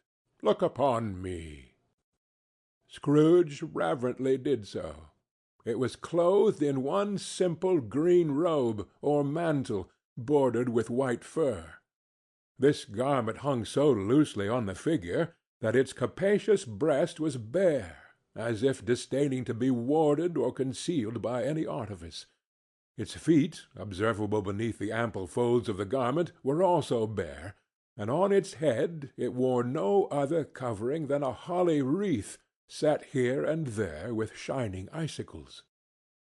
Its dark brown curls were long and free as its genial face, its sparkling eye, its open hand, its cheery voice, its unconstrained demeanor, and its joyful air. Girded round its middle was an antique scabbard, but no sword was in it, and the ancient sheath was eaten up with rust. "You have never seen the like of me before," exclaimed the spirit. "Never," Scrooge made answer to it. "Have never walked forth with the younger members of my family? Meaning, for I am very young, my elder brothers born in these later years?" pursued the phantom. "I don't think I have," said Scrooge. "I am afraid I have not. Have you had many brothers, spirit?" "More than 1,800," said the ghost. "Oh, a tremendous family to provide for," muttered Scrooge. The ghost of Christmas Present rose. "Spirit," said Scrooge submissively, "conduct me where you will. I went forth last night on compulsion, and I learnt a lesson which is working now. To-night, if you have aught to teach me, let me profit by it." "Touch my robe." Scrooge did as he was told, and held it fast. Holly, mistletoe, red berries, ivy, turkeys, geese, game, poultry, brawn, meat, pigs, sausages, oysters, pies, puddings, fruit, and punch, all vanished instantly. So did the room, the fire, the ruddy glow, the hour of night, and they stood in the city streets on Christmas morning, where, for the weather was severe, the people made a rough but brisk and not unpleasant kind of music in scraping the snow from the pavement in front of their dwellings, and from the tops of their houses, whence it was mad delight to the boys to see it come plumping down into the road below, and splitting into artificial little snowstorms. The house fronts looked black enough, and the windows blacker, contrasting with the smooth white sheet of snow upon the roofs, and with the dirtier snow upon the ground, which last deposit had been ploughed up in deep furrows by the heavy wheels of carts and wagons, furrows that crossed and recrossed each other hundreds of times, where the great streets branched off and made intricate channels, hard to trace in the thick yellow and icy water. The sky was gloomy, and the shortest streets were choked up with a dingy mist, half thawed, half frozen, whose heavier particles descended in a shower of sooty atoms, as if all the chimneys in Great Britain had by one consent caught fire and were blazing away to their dear hearts' content. There was nothing very cheerful in the climate or the town, and yet there was an air of cheerfulness abroad that the clearest summer air and the brightest summer sun might have endeavored to diffuse in vain. For the people who were shoveling away on the housetops were jovial and full of glee, calling out to one another from the parapets, and now and then exchanging a facetious snowball, better-natured missile far than many a wordy jest, laughing heartily if it went right, and not less heartily if it went wrong. The poulterers' shops were still half open, and the fruiterers were radiant in their glory. There were great, round, pot-bellied baskets of chestnuts, shaped like the waistcoats of jolly old gentlemen, lolling at the doors and tumbling out into the street in their apoplectic opulence. There were ruddy, brown-faced, broad-girthed Spanish onions, shining in the fatness of their growth like Spanish friars, and winking from their shelves in wanton slyness at the girls as they went by and glanced demurely at the hung-up mistletoe. There were pears and apples clustered high in blooming pyramids. There were bunches of grapes, made, in the shopkeeper's benevolence, to dangle from conspicuous hooks, that people's mouths might water gratis as they passed. There were piles of filberts, mossy and brown, recalling, in their fragrance, ancient walks among the woods and pleasant shufflings ankle-deep through withered leaves. There were Norfolk biffins, squat and swarthy, setting off the yellow of the oranges and lemons, and in the great compactness of their juicy persons, urgently entreating and beseeching to be carried home in paper bags and eaten after dinner. The very gold and silver fish set forth among these choice fruits in a bowl, though members of a dull and stagnant-blooded race, appeared to know that there was something going on, and to a fish went gasping round and round their little world in slow and passionless excitement. The grocers! Oh, the grocers! Nearly closed, with perhaps 2 shutters down, or 1, but through these gaps such glimpses!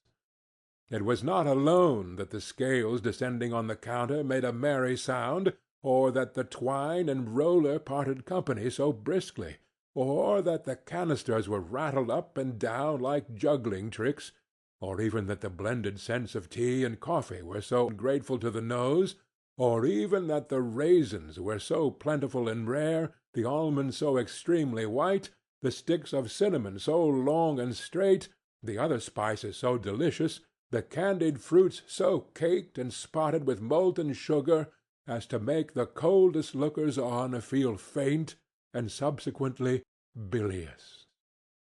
Nor was it that the figs were moist and pulpy, or that the French plums blushed in modest tartness from their highly decorated boxes, or that everything was good to eat and in its Christmas dress. But the customers were all so hurried and so eager in their hopeful promise of the day that they tumbled up against each other at the door, crashing their wicker baskets wildly, and left their purchases upon the counter, and came running back to fetch them, and committed hundreds of like mistakes in the best humor possible, while the grocer and his people were so frank and fresh that the polished hearts with which they fastened their aprons behind might have been their own, worn outside for general inspection, and for Christmas daws to peck at, if they chose. But soon the steeples called good people all to church and chapel, and away they came, flocking through the streets in their best clothes and with their gayest faces, and at the same time there emerged from scores of by-streets, lanes, and nameless turnings innumerable people, carrying their dinners to the bakers' shops. The sight of these poor revellers appeared to interest the spirit very much, for he stood with Scrooge beside him in a baker's doorway, and taking off the covers as their bearers passed, sprinkled incense on their dinners from his torch. And it was a very uncommon kind of torch, for once or twice, when there were angry words between some dinner-carriers who had jostled each other, he shed a few drops of water on them from it, and their good humour was restored directly. For they said it was a shame to quarrel upon Christmas Day. And so it was. God love it, so it was. In time the bells ceased, and the bakers were shut up. And yet there was a genial shadowing forth of all these dinners, and the progress of their cooking, in the thawed blotch of wet above each baker's oven, where the pavement smoked as if its stones were cooking too. "Is there a peculiar flavour in what you sprinkle from your torch?" asked Scrooge. "There is. My own." "Would it apply to any kind of dinner on this day?" asked Scrooge. "To any kindly given. To a poor one most." "Why to a poor one most?" asked Scrooge. "Because it needs it most." "Spirit," said Scrooge, after a moment's thought, "I wonder you, of all the beings in the many worlds about us, should desire to cramp these people's opportunities of innocent enjoyment." "I?" cried the spirit. "You would deprive them of their means of dining every 7th day, often the only day on which they can be said to dine at all," said Scrooge. "Wouldn't you?" "I?" cried the spirit. "You seek to close these places on the 7th day," said Scrooge, "and it comes to the same thing." "I seek?" exclaimed the spirit. "Forgive me if I am wrong. It has been done in your name, or at least in that of your family," said Scrooge.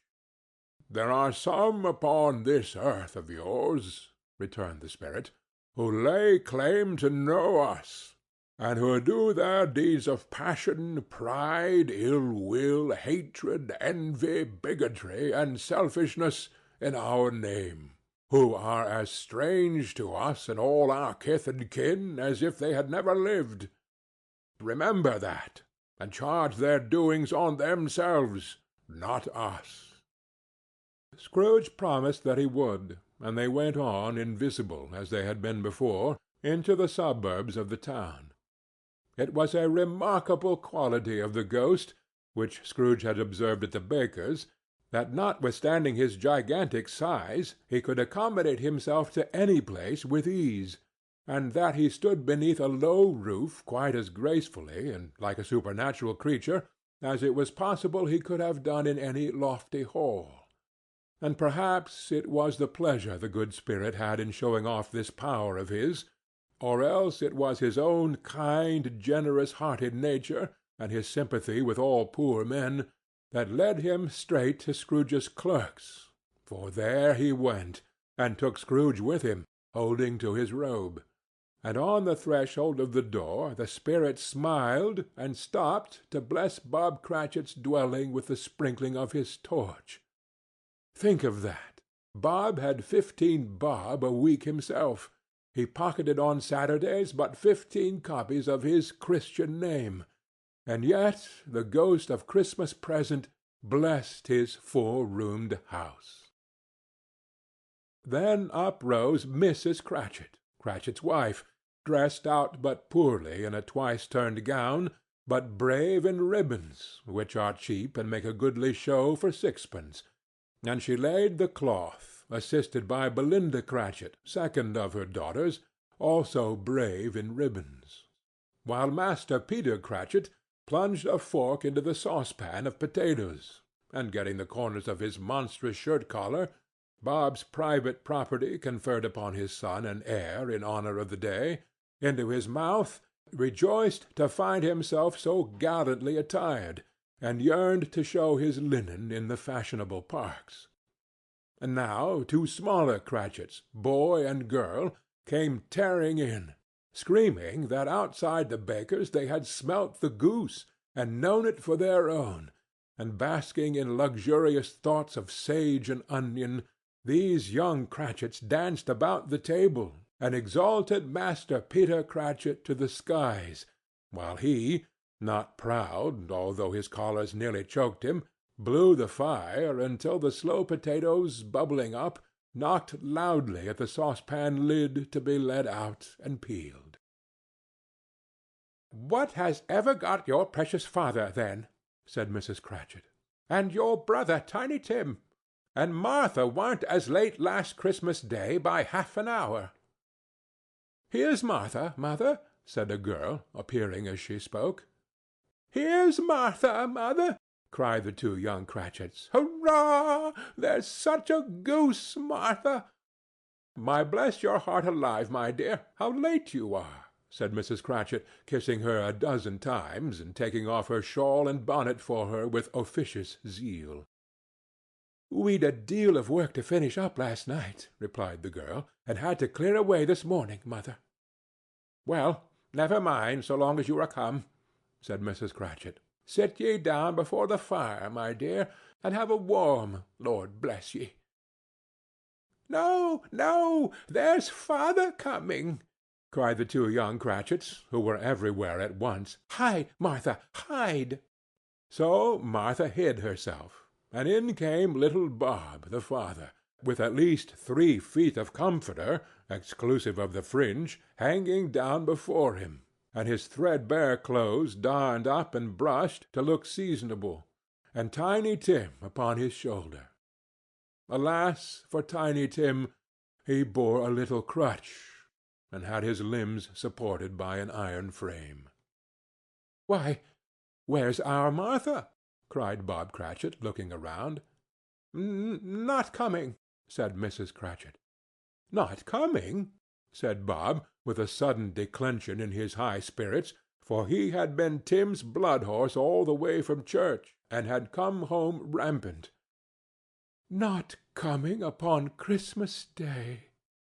Martha didn't like to see him disappointed, if it were only in joke, so she came out prematurely from behind the closet door and ran into his arms, while the two young Cratchits hustled Tiny Tim and bore him off into the wash-house, that he might hear the pudding singing in the copper. "And how did little Tim behave?" said Mrs. Cratchit, when she had rallied Bob on his credulity, and Bob had hugged his daughter to his heart's content. "Oh, as good as gold," said Bob, "and better.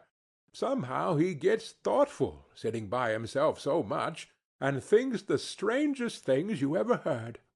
He told me, coming home, that he hoped the people saw him in the church, because he was a cripple, and it might be pleasant to them to remember on Christmas Day, 'Who made the lame beggars walk, and blind men see.'" Bob's voice was tremulous when he told them this, and trembled more when he said that Tiny Tim was growing strong and hearty. His active little crutch was heard upon the floor, and back came Tiny Tim before another word was spoken, escorted by his brother and sister to his stool before the fire, and while Bob, turning up his cuffs, as if, poor fellow, they were capable of being made more shabby, compounded some hot mixture in a jug with gin and lemons, and stirred it round and put it on the hob to simmer. Master Peter and the two ubiquitous young Cratchits went to fetch the goose, with which they soon returned in high procession. Such a bustle ensued that you might have thought a goose the rarest of all birds, a feathered phenomenon, to which a black swan was a matter of course. And in truth it was something very like it in that house. Mrs. Cratchit made the gravy, ready beforehand in a little saucepan, hissing hot. Master Peter mashed the potatoes with incredible vigor. Miss Belinda sweetened up the apple-sauce. Martha dusted the hot plates. Bob took Tiny Tim beside him in a tiny corner at the table. The two young Cratchits set chairs for everybody. not forgetting themselves, and mounting guard upon their posts, crammed spoons into their mouths, lest they should shriek for goose before their time came to be helped.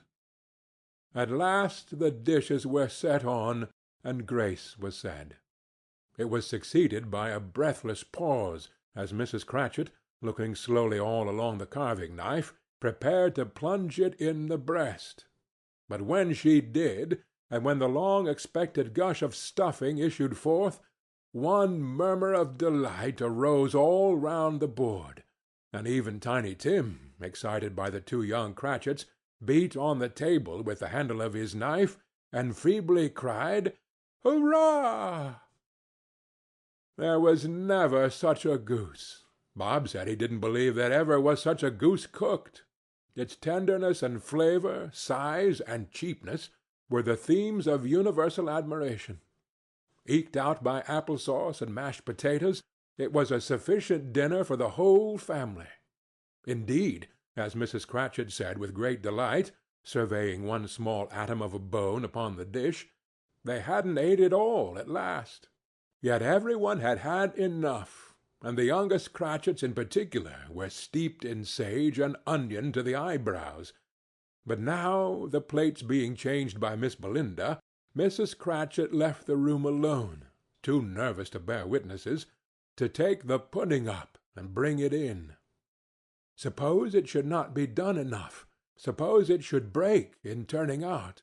Suppose somebody should have got over the wall of the back-yard and stolen it, while they were merry with the goose, a supposition at which the two young Cratchits became livid. All sorts of horrors were supposed. Hullo! A great deal of steam. The pudding was out of the copper. A smell like a washing-day. That was the cloth. A smell like an eating-house and a pastry-cook's next door to each other, with a laundress's next door to that. That was the pudding. In half a minute Mrs. Cratchit entered, flushed but smiling proudly, with the pudding, like a speckled cannon-ball, so hard and firm, blazing in half a quartern of ignited brandy, and bedight with Christmas holly stuck into the top. Oh, a wonderful pudding! Bob Cratchit said, and calmly too, that he regarded it as the greatest success achieved by Mrs. Cratchit since their marriage. Mrs. Cratchit said that now the weight was off her mind, she would confess that she had her doubts about the quantity of flour. Everybody had something to say about it, but nobody said or thought it was at all a small pudding for a large family. It would have been flat heresy to do so. Any Cratchit would have blushed to hint at such a thing. At last the dinner was all done. The cloth was cleared, the hearth swept, and the fire made up. The compound in the jug being tasted, and considered perfect, apples and oranges were put upon the table, and a shovelful of chestnuts on the fire. Then all the Cratchit family drew round the hearth, in what Bob Cratchit called a circle, meaning half a one, and at Bob Cratchit's elbow stood the family display of glass, 2 tumblers, and a custard-cup without a handle. These held the hot stuff from the jug, however, as well as golden goblets would have done, and Bob served it out with beaming looks, while the chestnuts on the fire sputtered and cracked noisily. Then Bob proposed. "A Merry Christmas to us all, my dears. God bless us," which all the family re-echoed. "God bless us, every one," said Tiny Tim, the last of all. He sat very close to his father's side upon his little stool. Bob held his withered little hand in his, as if he loved the child, and wished to keep him by his side, and dreaded that he might be taken from him. "Spirit," said Scrooge, with an interest he had never felt before, "tell me if Tiny Tim will live." "I see a vacant seat," replied the ghost, "in the poor chimney-corner, and a crutch without an owner, carefully preserved. If these shadows remain unaltered by the future, The child will die." "No, no," said Scrooge. "Oh, no, kind spirit! Say he will be spared." "If these shadows remain unaltered by the future, another of my race," returned the ghost, "will find him here. What then? If he be like to die, he had better do it, and decrease the surplus population." Scrooge hung his head to hear his own words quoted by the spirit, and was overcome with penitence and grief. "Man," said the ghost, "if man you be in heart, not adamant, forbear that wicked cant until you have discovered what the surplus is, and where it is.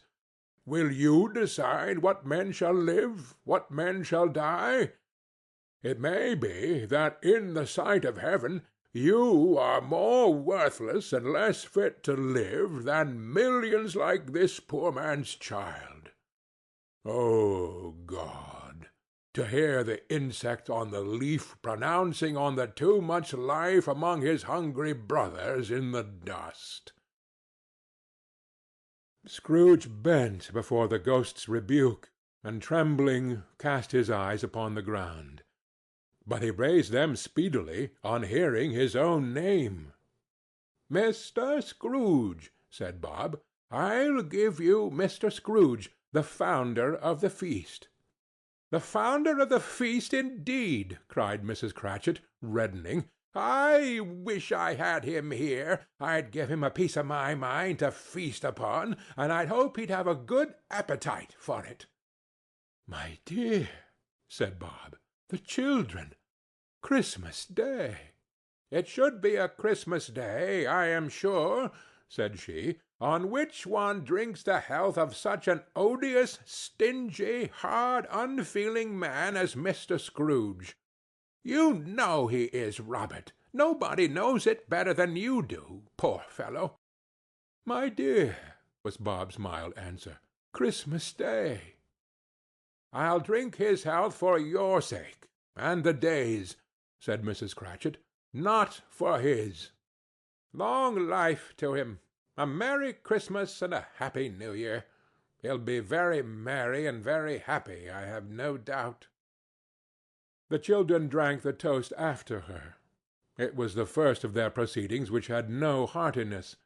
Tiny Tim drank it last of all, but he didn't care twopence for it. Scrooge was the ogre of the family. The mention of his name cast a dark shadow on the party, which was not dispelled for full 5 minutes. After it had passed away, they were 10 times merrier than before, from the mere relief of Scrooge the baleful being done with. Bob Cratchit told them how he had a situation in his eye for Master Peter, which would bring in, if obtained, full 5 and 6pence weekly.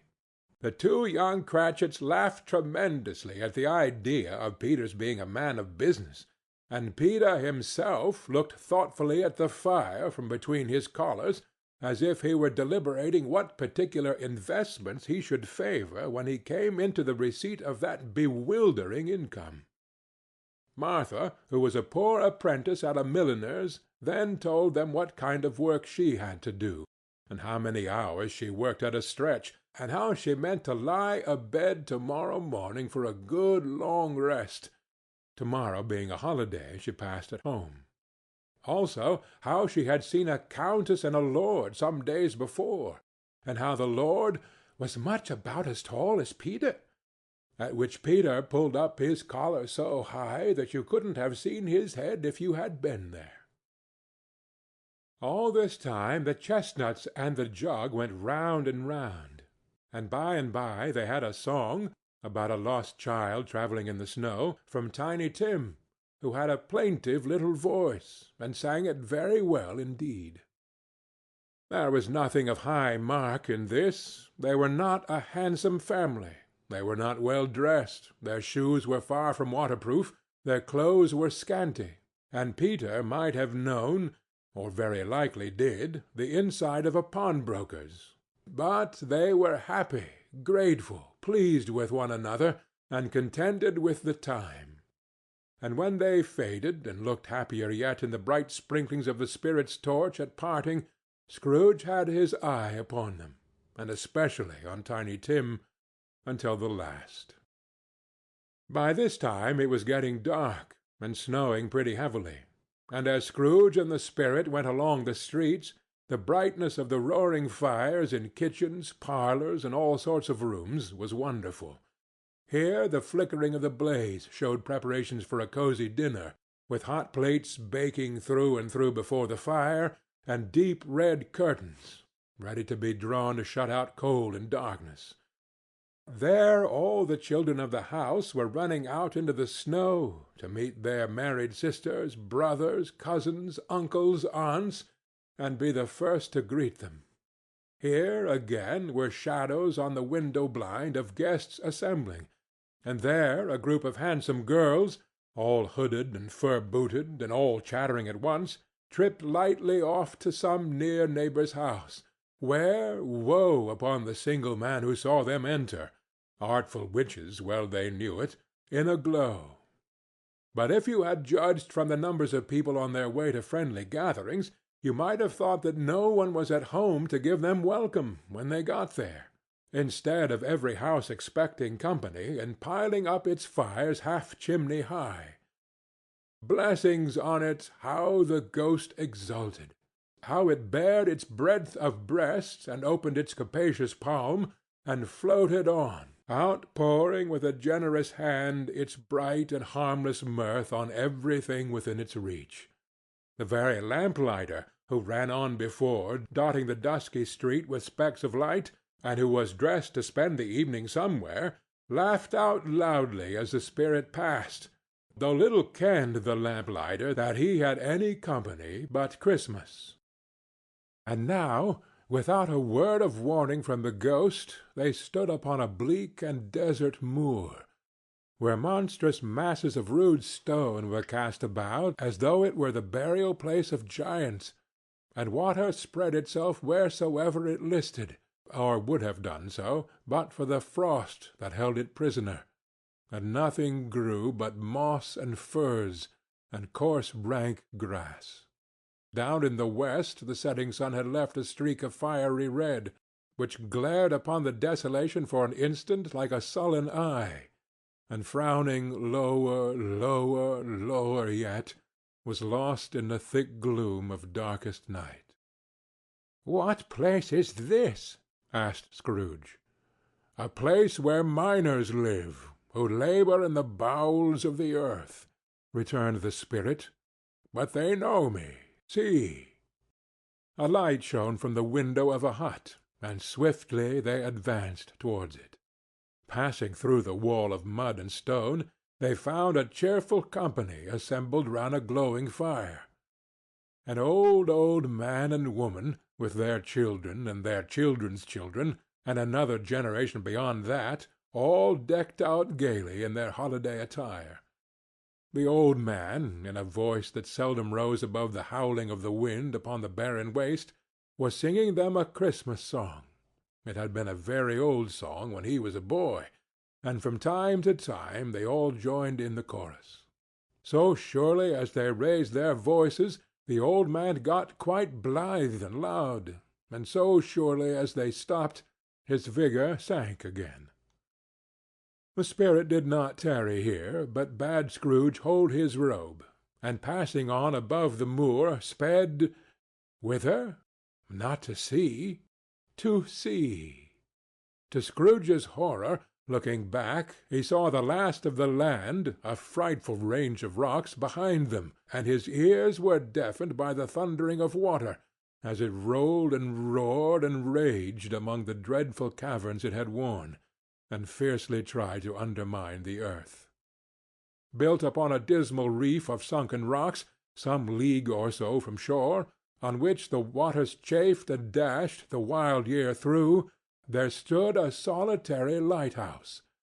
Great heaps of seaweed clung to its base, and storm-birds, born of the wind, one might suppose, as seaweed of the water, rose and fell about it like the waves they skimmed. But even here 2 men who watched the light had made a fire, that through the loophole in the thick stone wall shed out a ray of brightness on the awful sea. Joining their horny hands over the rough table at which they sat, they wished each other Merry Christmas in their can of grog. And one of them, the elder too, with his face all damaged and scarred with hard weather as the figurehead of an old ship might be, struck up a sturdy song that was like a gale in itself. Again the ghost sped on, above the black and heaving sea, on, until, being far away, as he told Scrooge, from any shore, they lighted on a ship. They stood beside the helmsman at the wheel, the lookout in the bow, the officers who had the watch. Dark, ghostly figures in their several stations, but every man among them hummed a Christmas tune, or had a Christmas thought, or spoke below his breath to his companion of some bygone Christmas day, with homeward hopes belonging to it, and every man on board, waking or sleeping, good or bad, had had a kinder word for another on that day than on any day in the year, and had shared to some extent in its festivities, and had remembered those he cared for at a distance, and had known that they delighted to remember him. It was a great surprise to Scrooge, while listening to the moaning of the wind, and thinking what a solemn thing it was to move on through the lonely darkness over an unknown abyss, whose depths were secrets as profound as death, it was a great surprise to Scrooge, while thus engaged, to hear a hearty laugh. It was a much greater surprise to Scrooge to recognize it as his own nephew's, and to find himself in a bright, dry, gleaming room, with the spirit standing smiling by his side, and looking at that same nephew with approving affability. "Ha, ha, ha, ha, ha!" laughed Scrooge's nephew. "Ha, ha, ha, ha, ha! If you should happen by any unlikely chance to know a man more blessed in a laugh than Scrooge's nephew, all I can say is I should like to know him too. Introduce him to me, and I'll cultivate his acquaintance. It is a fair, even-handed, noble adjustment of things, that while there is infection and disease and sorrow, there is nothing in the world so irresistibly contagious as laughter and good humor. When Scrooge's nephew laughed in his way, holding his sides, rolling his head, and twisting his face into the most extravagant contortions, Scrooge's niece, by marriage, laughed as heartily as he, and their assembled friends, being not a bit behindhand, roared out lustily. "He said that Christmas was a humbug, as I live," cried Scrooge's nephew. "He believed it, too." "More shame for him, Fred," said Scrooge's niece indignantly. "Bless those women, they never do anything by halves. They are always in earnest." She was very pretty, exceedingly pretty, with a dimpled, surprised-looking, capital face, a ripe little mouth that seemed made to be kissed, as no doubt it was, all kinds of good little dots about her chin that melted into one another when she laughed, and the sunniest pair of eyes you ever saw in any little creature's head. Altogether she was what you would have called provoking, you know, but satisfactory, too. Oh, perfectly satisfactory. "He's a comical old fellow," said Scrooge's nephew. "That's the truth, and not so pleasant as he might be. However, his offences carry their own punishment, and I have nothing to say against him." "I'm sure he's very rich, Fred," hinted Scrooge's niece. "At least you always tell me so." "What of that, my dear?" said Scrooge's nephew. "His wealth is of no use to him. He don't do any good with it. He don't make himself comfortable with it. He hasn't the satisfaction of thinking that he is ever going to benefit us with it." "I have no patience with him," observed Scrooge's niece. Scrooge's niece's sisters, and all the other ladies, expressed the same opinion. "Oh, I have," said Scrooge's nephew. "I am sorry for him. I couldn't be angry with him if I tried. Who suffers by his ill whims? Himself, always. Here he takes it into his head to dislike us, and he won't come and dine with us. What's the consequence? He don't lose much of a dinner." "Indeed, I think he loses a very good dinner," interrupted Scrooge's niece. Everybody else said the same, and they must be allowed to have been competent judges, because they had just had dinner, and, with the dessert upon the table, were clustered round the fire by lamplight. "Well, I'm very glad to hear it," said Scrooge's nephew, "because I haven't great faith in these young housekeepers. What do you say, Topper?" Topper had clearly got his eye upon one of Scrooge's niece's sisters, for he answered that a bachelor was a wretched outcast, who had no right to express an opinion on the subject. Whereat Scrooge's niece's sister, the plump one with the lace tucker, not the one with the roses, blushed. "Do go on, Fred," said Scrooge's niece, clapping her hands. "He never finishes what he begins to say. He is such a ridiculous fellow." Scrooge's nephew revelled in another laugh, and as it was impossible to keep the infection off, though the plump sister tried hard to do it with aromatic vinegar, his example was unanimously followed. "I was only going to say," said Scrooge's nephew, "that the consequence of his taking a dislike to us, and not making merry with us, is, I think, that he loses some pleasant moments which could do him no harm. I am sure he loses pleasanter companions than he can find in his own thoughts, either in his mouldy old office or his dusty chambers. I mean to give him the same chance every year, whether he likes it or not, for I pity him. He may rail at Christmas till he dies, but he can't help thinking better of it, I defy him, if he finds me going there in good temper year after year, and saying, 'Uncle Scrooge, how are you?' If it only puts him in the vein to leave his poor clerk £50, that's something.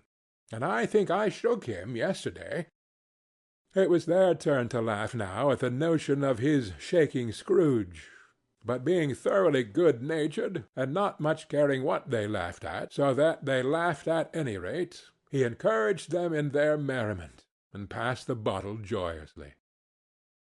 After tea they had some music, for they were a very musical family, and knew what they were about when they sang a glee or catch, I can assure you, especially Topper, who would growl away in the bass like a good one, and never swell the large veins in his forehead, or get red in the face over it.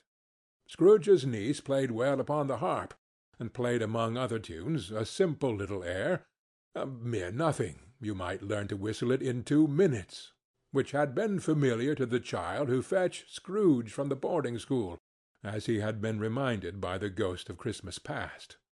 When this strain of music sounded, all the things that ghost had shown him came upon his mind. He softened more and more, and thought that if he could have listened to it often, years ago, he might have cultivated the kindnesses of life for his own happiness with his own hands, without resorting to the sexton's spade that buried Jacob Marley. But they didn't devote the whole evening to music. After a while they played at forfeits, for it is good to be children sometimes, and never better than Christmas, when its mighty founder was a child himself. Stop! There was first a game at blindman's buff. Of course there was, and I no more believe Topper was really blind than I believe he had eyes in his boots. My opinion is that it was a done thing between him and Scrooge's nephew, and that the ghost of Christmas Present knew it. The way he went after that plump sister in the lace tucker was an outrage on the credulity of human nature.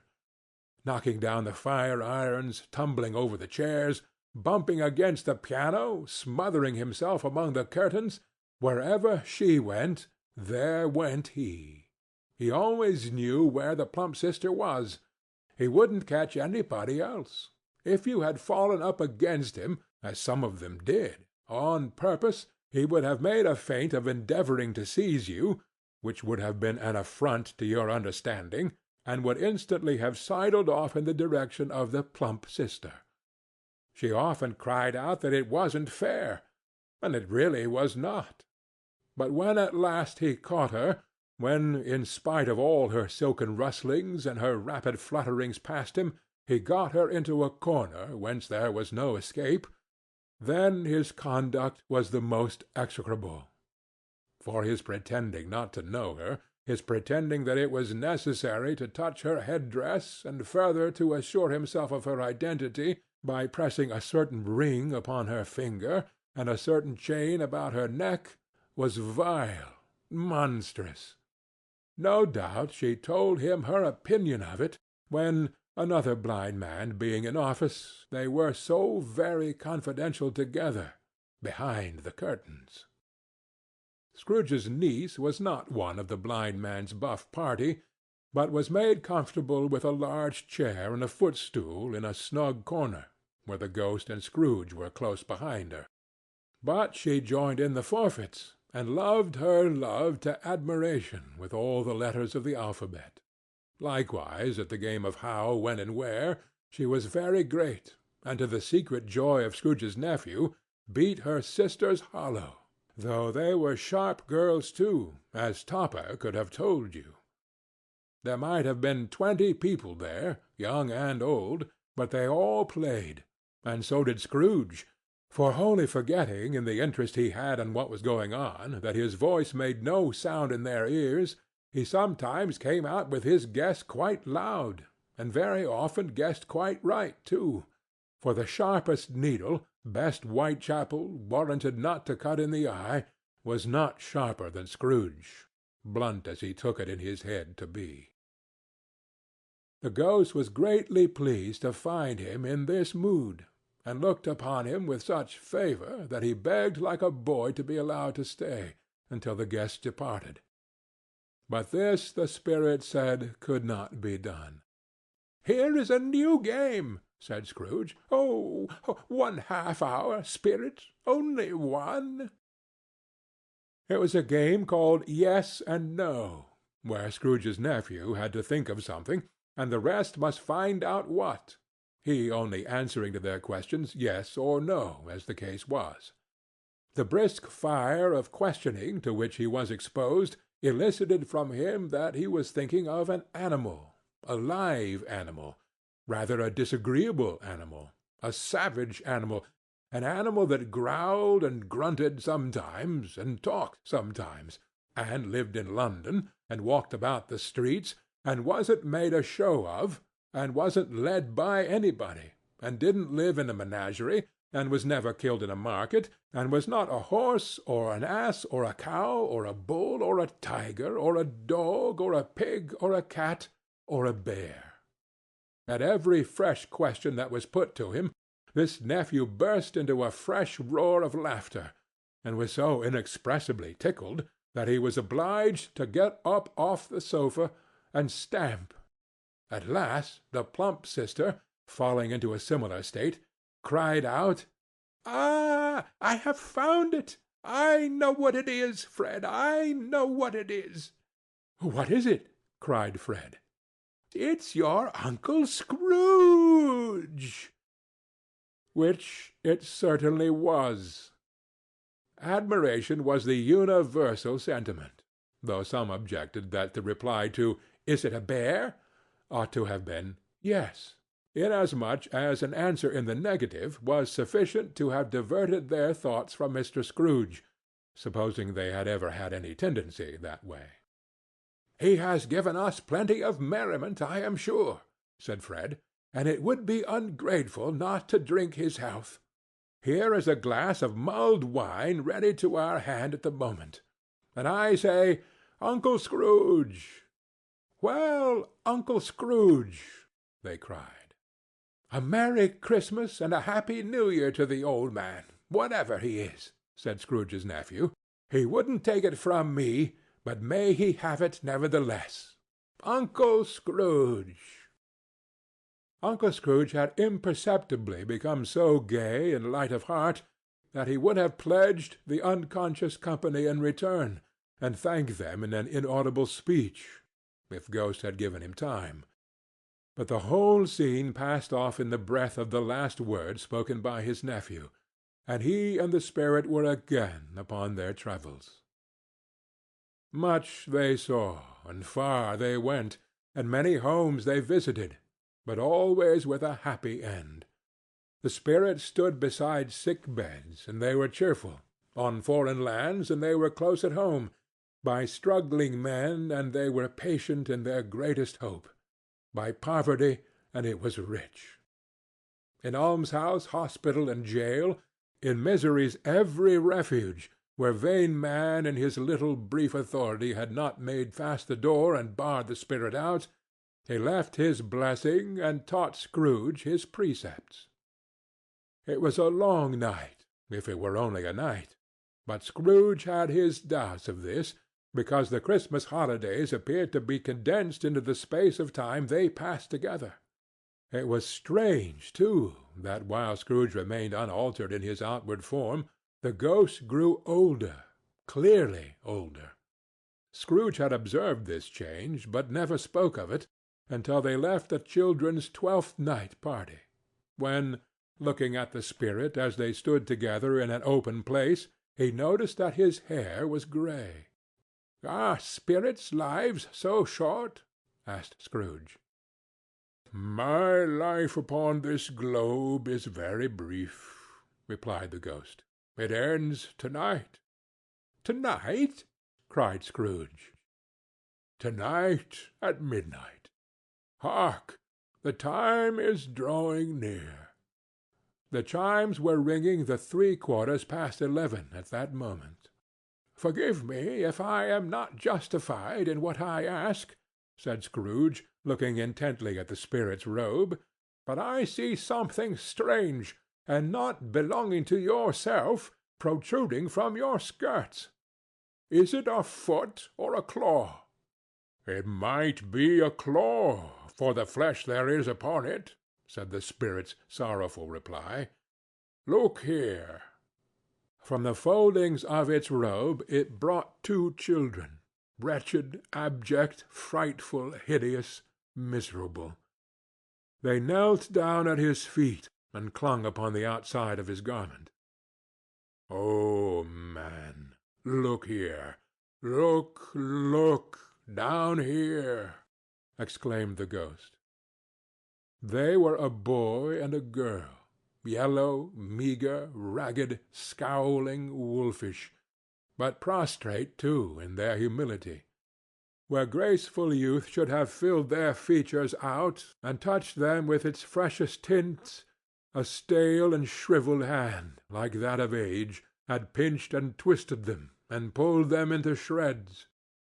Where angels might have sat enthroned, devils lurked and glared out menacing. No change, no degradation, no perversion of humanity, in any grade, through all the mysteries of wonderful creation, has monsters half so horrible and dread. Scrooge started back, appalled. Having them shown to him in this way, he tried to say they were fine children, but the words choked themselves rather than be parties to a lie of such enormous magnitude. "Spirit, are they yours?" Scrooge could say no more. "They are man's," said the spirit, looking down upon them, "and they cling to me, appealing from their fathers. This boy is ignorance. This girl is want. Beware them both, and all of their degree, but most of all beware this boy, for on his brow I see that written which is doom, unless the writing be erased. Deny it!" cried the spirit, stretching out his hand towards the city. "Slander those who tell it ye. Admit it for your factious purposes, and make it worse, and bide the end." "Have you no refuge or resource?" cried Scrooge. "Are there no prisons? said the spirit, turning on him for the last time with his own words. "Are there no workhouses?" The bell struck 12. Scrooge looked about him for the ghost, and saw it not.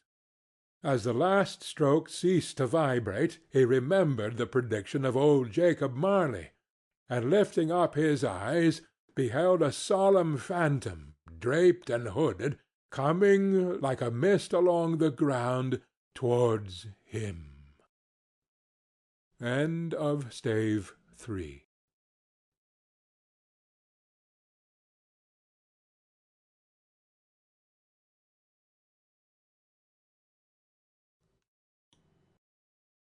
A Christmas Carol by Charles Dickens. Stave 4.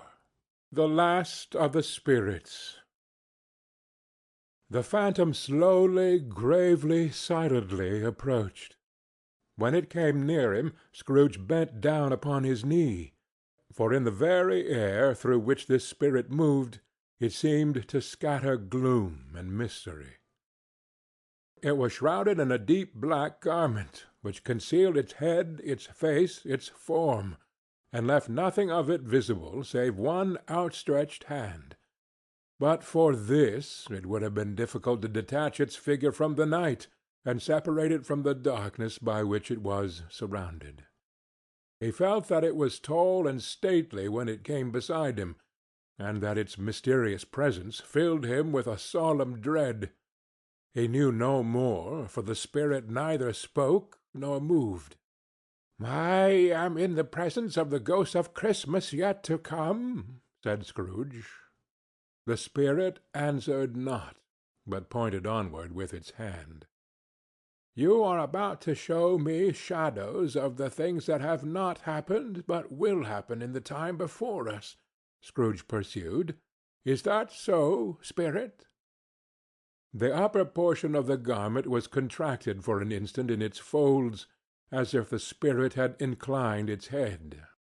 That was the only answer he received.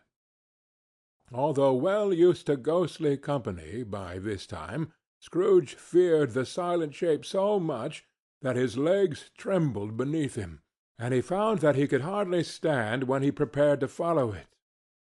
The spirit paused a moment, as observing his condition, and giving him time to recover. But Scrooge was all the worse for this.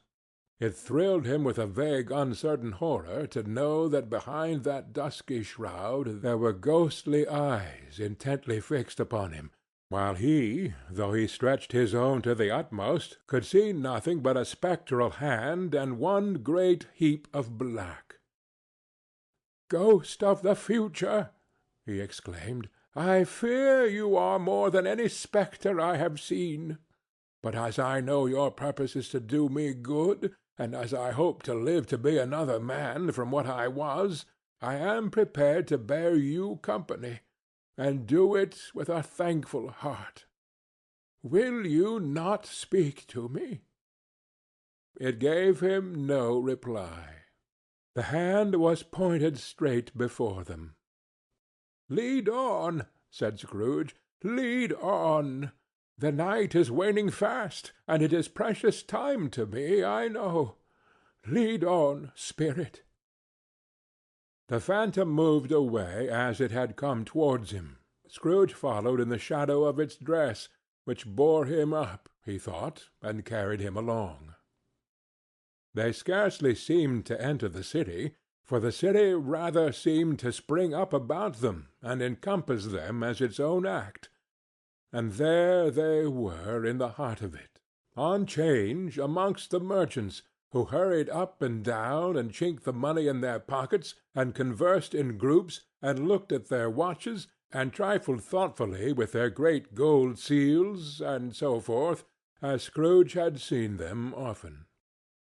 The spirit stopped beside one little knot of business men. Observing that the hand was pointed to them, Scrooge advanced to listen to their talk. "No," said a great fat man with a monstrous chin, "I don't know much about it either way. I only know he's dead." "When did he die?" inquired another. "Last night, I believe." "Why, what was the matter with him?"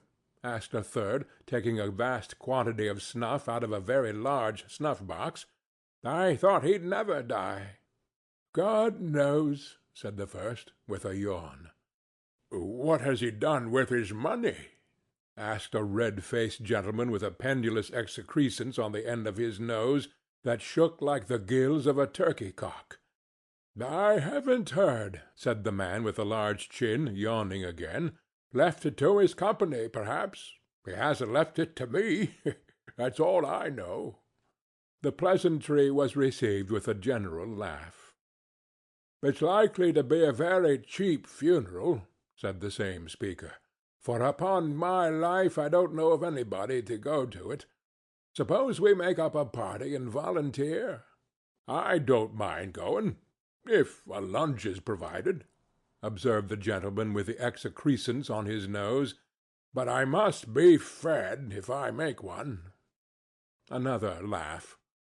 "Well, I am the most disinterested among you, after all," said the first speaker, "for I never wear black gloves, and I never eat lunch. But I'll offer to go if anybody else will. When I come to think of it, I'm not at all sure that I wasn't his most particular friend, for we used to stop and speak whenever we met. Bye-bye." Speakers and listeners strolled away and mixed with other groups. Scrooge knew the men, and looked towards the spirit for an explanation.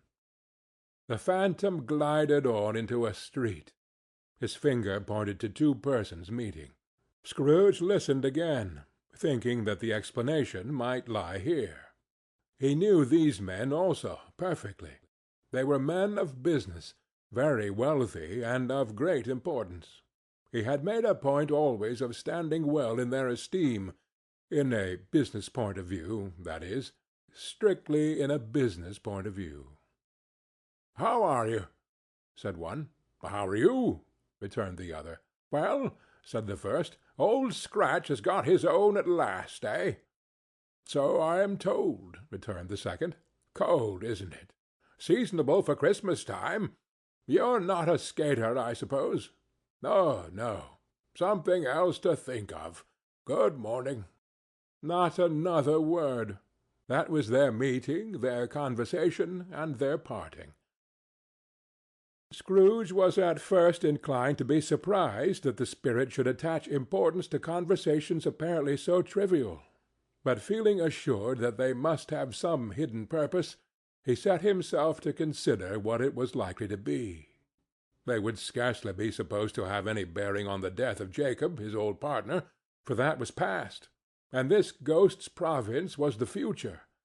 Nor could he think of any one immediately connected with himself to whom he could apply them. But nothing doubting that to whomsoever they applied they had some latent moral for his own improvement, he resolved to treasure up every word he heard, and everything he saw, and especially to observe the shadow of himself when it appeared. For he had an expectation that the conduct of his future self would give him the clue he missed, and would render the solution of these riddles easy. He looked about in that very place for his own image, but another man stood in his accustomed corner, and though the clock pointed to his usual time of day for being there, he saw no likeness of himself among the multitudes that poured in through the porch. It gave him little surprise, however, for he had been revolving in his mind a change of life, and thought and hoped he saw his new-born resolutions carried out in this. Quiet and dark, beside him stood the phantom, with his outstretched hand. When he roused himself from his thoughtful quest, he fancied from the turn of the hand, and its situation in reference to himself, that the unseen eyes were looking at him keenly. It made him shudder, and feel very old. They left the busy scene, and went into an obscure part of the town, where Scrooge had never penetrated before, although he recognized its situation and its bad repute. The ways were foul and narrow, the shops and houses wretched, the people half naked, drunken, slipshod, ugly. Alleys and archways, like so many cesspools, disgorged their offences of smell and dirt and life upon the straggling streets, and the whole quarter reeked with crime, with filth and misery. Far in this den of infamous resort there was a low-browed beetling shop below a penthouse roof, where iron, old rags, bottles, bones, and greasy offal were brought. Upon the floor within were piled up heaps of rusty keys, nails, chains, hinges, files, scales, weights, and refuse iron of all kinds. Secrets that few would like to scrutinize were bred and hidden in mountains of unseemly rags, masses of corrupted fat, and sepulchres of bones. Sitting in among the wares he dealt in, by a charcoal stove made of old bricks, was a grey-haired rascal nearly 70 years of age, who had screened himself from the cold air without by a frowsy curtaining of miscellaneous tatters hung upon a line, and smoked his pipe in all the luxury of calm retirement. Scrooge and the phantom came into the presence of this man just as a woman with a heavy bundle slunk into the shop.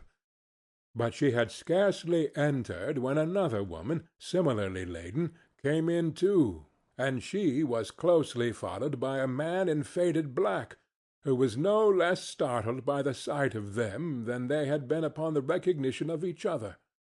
After a short period of blank astonishment, in which the old man with the pipe had joined them, they all three burst into a laugh. "Let the charwoman alone to be the first," cried she who had entered first. "Let the laundress alone to be the second, and let the undertaker's man alone to be the third. Look here, old Joe, here's a chance, if we haven't all three met here without meaning it." "You couldn't have met in a better place," said old Joe, removing his pipe from his mouth. "Come into the parlour. You were made free of it long ago, you know, and the other two ain't strangers. Stop till I shut the door of the shop. Ah, how it squeaks! There ain't such a rusty bit of metal in the place as its own hinges, I believe, and I'm sure there's no such old bones here as mine. We're all suitable to our calling. We're well matched. Come into the parlour. Come into the parlour." The parlour was the space between the screen of rags. The old man raked the fire together with an old stair-rod, and having trimmed his smoky lamp, for it was night, with the stem of his pipe, put it in his mouth again. While he did this, the woman who had already spoken threw her bundle on the floor, and sat down in a flaunting manner on a stool, crossing her elbows on her knees, and looking with a bold defiance at the other two. "What odds, then? What odds, Mrs. Dilber?" said the woman. "Every person has a right to take care of themselves. He always did." "That's true, indeed," said the laundress. "No man more so." "Why, then, don't stand staring as if you was afraid, woman. Who's the wiser? We're not going to pick holes in each other's coats, I suppose." "No, indeed," said Mrs. Dilber and the man together. "We should hope not." "Very well, then," cried the woman. "That's enough. Who's the worse for the loss of a few things like these? Not a dead man, I suppose." "No, indeed," said Mrs. Dilber. "If he wanted to keep 'em after he was dead, a wicked old screw," pursued the woman, "why, wasn't he natural in his lifetime? If he had been, he'd have had somebody to look after him when he was struck with death, instead of lying gasping out his last there, alone, by himself." "It's the truest word that ever was spoken," said Mrs. Dilber. "It's a judgment on him."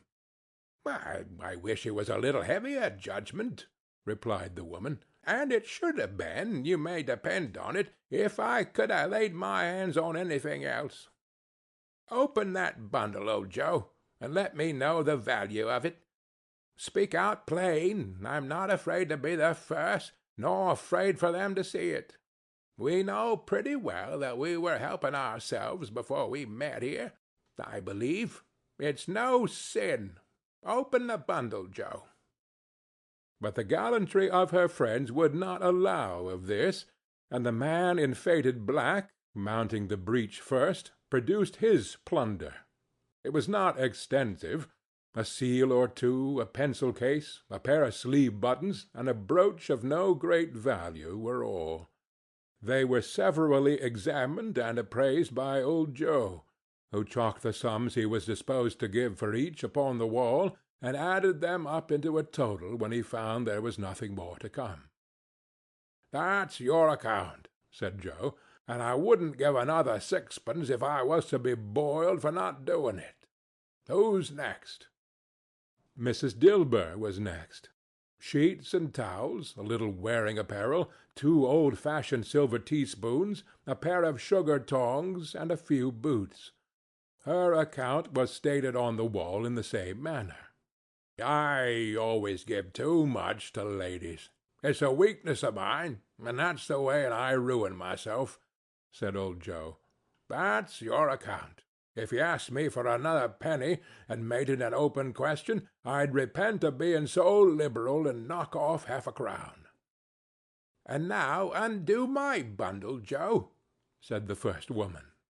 Joe went down on his knees for the greater convenience of opening it, and having unfastened a great many knots, dragged out a large and heavy roll of some dark stuff. "What do you call this?" said Joe. "Bed curtains?" "Ah!" returned the woman, laughing and leaning forward on her crossed arms. "Ha, ha, ha! Bed curtains! You don't mean to say you took 'em down, rings and all, with him lying there?" said Joe. "Yes, I do," replied the woman. "Why not?" "Why, you were born to make your fortune," said Joe, "and you'll certainly do it." "I certainly shan't hold my hand, when I can get anything in it by reaching out, for the sake of such a man as he was, I promise you, Joe," returned the woman coolly. "Don't drop that oil upon the blankets, now." "His blankets?" asked Joe. "Who else's do you think?" replied the woman. "He isn't likely to take cold without 'em, I dare say." "I hope he didn't die of anything catching, eh?" said old Joe, stopping in his work and looking up. "Don't you be afraid of that," returned the woman.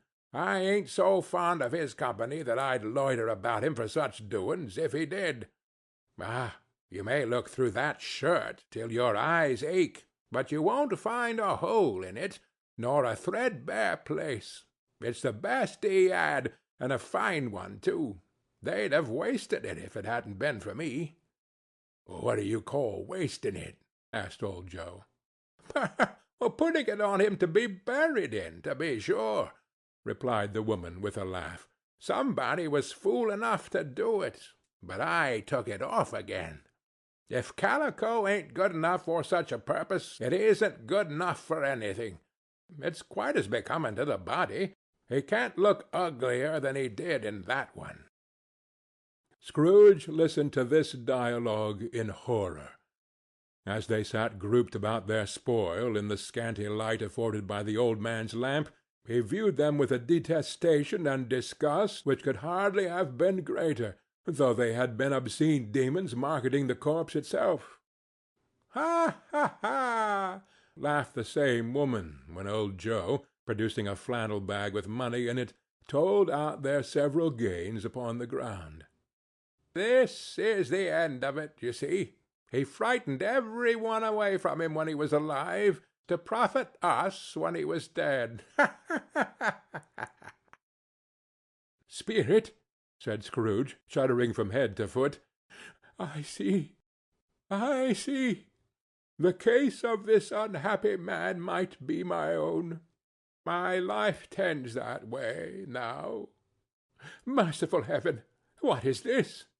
He recoiled in terror, for the scene had changed, and now he almost touched a bed, a bare uncurtained bed, on which, beneath a ragged sheet, there lay a something covered up, which, though it was dumb, announced itself in awful language. The room was very dark, too dark to be observed with any accuracy, though Scrooge glanced round it in obedience to a secret impulse, anxious to know what kind of room it was. A pale light, rising in the outer air, fell straight upon the bed, and on it, plundered and bereft, unwatched, unwept, uncared for, was the body of this man. Scrooge glanced towards the phantom. Its steady hand was pointed to the head. The cover was so carelessly adjusted that the slightest raising of it, the motion of a finger upon Scrooge's part, would have disclosed the face. He thought of it, felt how easy it would be to do, and longed to do it, but had no more power to withdraw the veil than to dismiss the spectre at his side. O cold, cold, rigid, dreadful death, set up thine altar here, and dress it with such terrors as thou hast at thy command, for this is thy dominion. But of the loved, revered, and honored head thou canst not turn one hair to thy dread purposes, and make one feature odious. It is not that the hand is heavy, and will fall down when released. It is not that the heart and pulse are still, but that the hand was open, generous, and true, the heart brave, warm, and tender, and the pulse a man's. Strike, Shadow, strike, and see his good deeds springing from the wound to sow the world with life immortal. No voice pronounced these words in Scrooge's ears, and yet he heard them when he looked upon the bed. He thought if this man could be raised up now, what would be his foremost thoughts? Avarice, hard-dealing, griping cares? They have brought him a rich end, truly. He lay in the dark, empty house, with not a man, a woman, or a child to say that he was kind to me in this or that, and for the memory of one kind word I will be kind to him. A cat was tearing at the door, and there was a sound of gnawing rats beneath the hearthstone. What they wanted in the room of death, and why they were so restless and disturbed, Scrooge did not dare to think. "Spirit," he said, "this is a fearful place. In leaving it, I shall not leave its lesson. Trust me. Let us go." Still the ghost pointed with an unmoved finger to the head. "I understand you," Scrooge returned, "and I would do it if I could. But I have not the power, Spirit. I have not the power." Again it seemed to look upon him. "If there is any person in the town who feels emotion caused by this man's death," said Scrooge, quite agonized, "show that person to me, Spirit. I beseech you." The phantom spread its dark robe before him for a moment like a wing, and withdrawing it revealed a room by daylight, where a mother and her children were. She was expecting some one, and with anxious eagerness, for she walked up and down the room, started at every sound, looked out from the window, glanced at the clock, tried but in vain to work with her needle, and could hardly bear the voices of the children in their play. At length the long-expected knock was heard. She hurried to the door and met her husband, a man whose face was careworn and depressed, though he was young. There was a remarkable expression in it now, a kind of serious delight of which he felt ashamed, and which he struggled to repress. He sat down to the dinner that had been hoarding for him by the fire, and when she asked him faintly what news, which was not until after a long silence, he appeared embarrassed how to answer. "Is it good?" she said. or bad?" to help him. "Bad," he answered. "We are quite ruined?" "No, there is hope yet, Caroline." "If he relents," she said, amazed, "there is? Nothing is past hope, if such a miracle has happened." "He is past relenting," said her husband. "He is dead." She was a mild and patient creature, if her face spoke truth, but she was thankful in her soul to hear it, and she said so with clasped hands. She prayed forgiveness the next moment, and was sorry, but the first was the emotion of her heart. What the half-drunken woman whom I told you of last night said to me, when I tried to see him and obtain a week's delay, and what I thought was a mere excuse to avoid me, turns out to have been quite true. He was not only very ill, but dying then." "To whom will our debt be transferred?" "I don't know. But before that time we shall be ready with the money. And even though we were not, it would be a bad fortune indeed to find so merciless a creditor in his successor. We may sleep to-night with light hearts, Caroline." Yes, soften it as they would, their hearts were lighter. The children's faces, hushed and clustered round to hear what they so little understood, were brighter, and it was a happier house for this man's death. The only emotion that the ghost would show him, caused by the event, was one of pleasure. "Let me see some tenderness connected with a death," said Scrooge, "or that dark chamber, spirit, which we leave just now, will be for ever present to me." The ghost conducted him through several streets familiar to his feet, and as they went along, Scrooge looked here and there to find himself, but nowhere was he to be seen. They entered poor Bob Cratchit's house, the dwelling he had visited before, and found the mother and the children seated round the fire. Quiet, very quiet. The noisy little Cratchits were as still as statues in one corner, and sat looking up at Peter, who had a book before him. The mother and her daughters were engaged in sewing, but surely they were very quiet.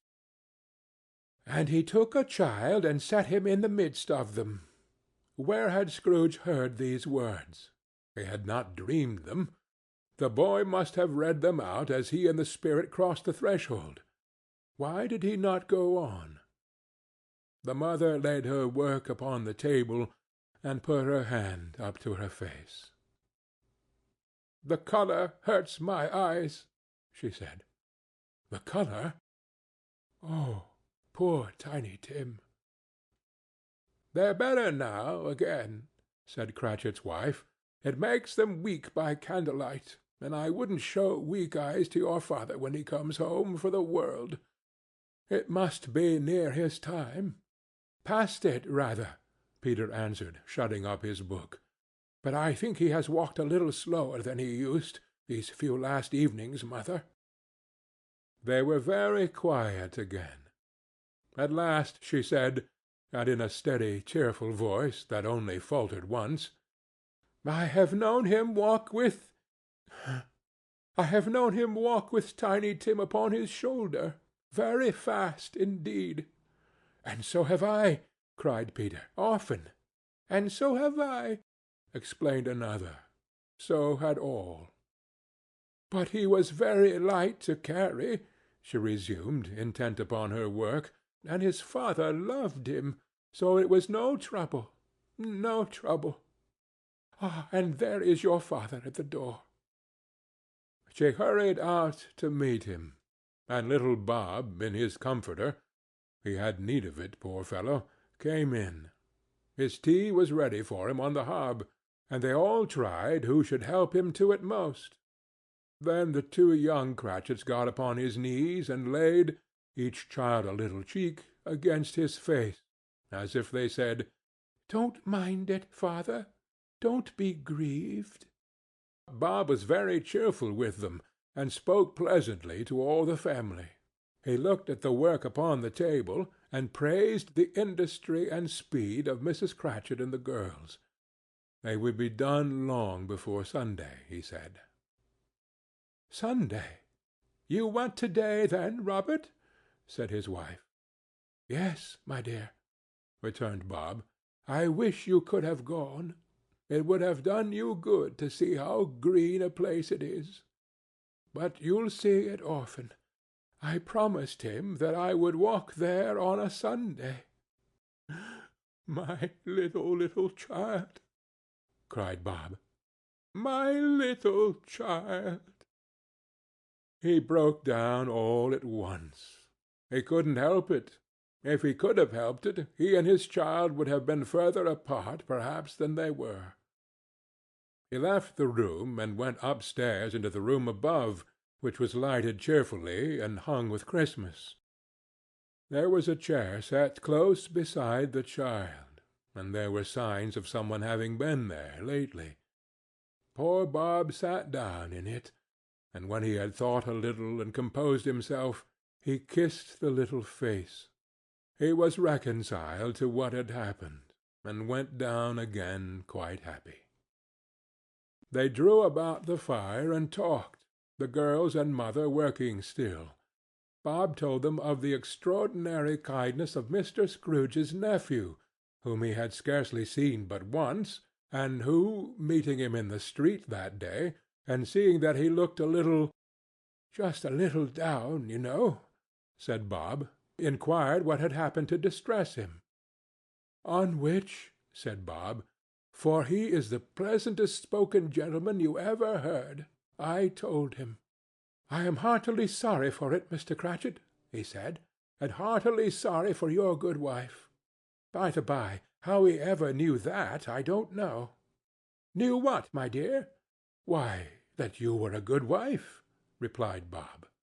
"Everybody knows that," said Peter. "Very well observed, my boy," cried Bob. "I hope they do." "Heartily sorry," he said, "for your good wife.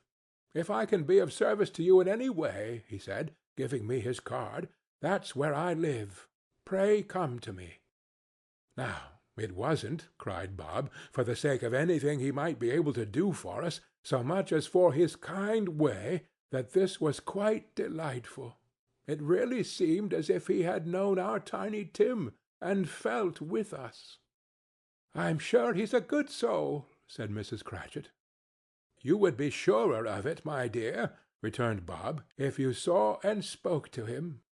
I shouldn't be at all surprised, mark what I say, if he got Peter a better situation." "Only hear that, Peter," said Mrs. Cratchit. "And then," cried one of the girls, "Peter will be keeping company with some one and setting up for himself." "Get along with you," retorted Peter, grinning. "It's just as likely as not," said Bob, "one of these days, though there's plenty of time for that, my dear. But however and whenever we part from one another, I am sure we shall none of us forget Tiny Tim, shall we? Or this first parting that there was among us." "Never, father," cried they all.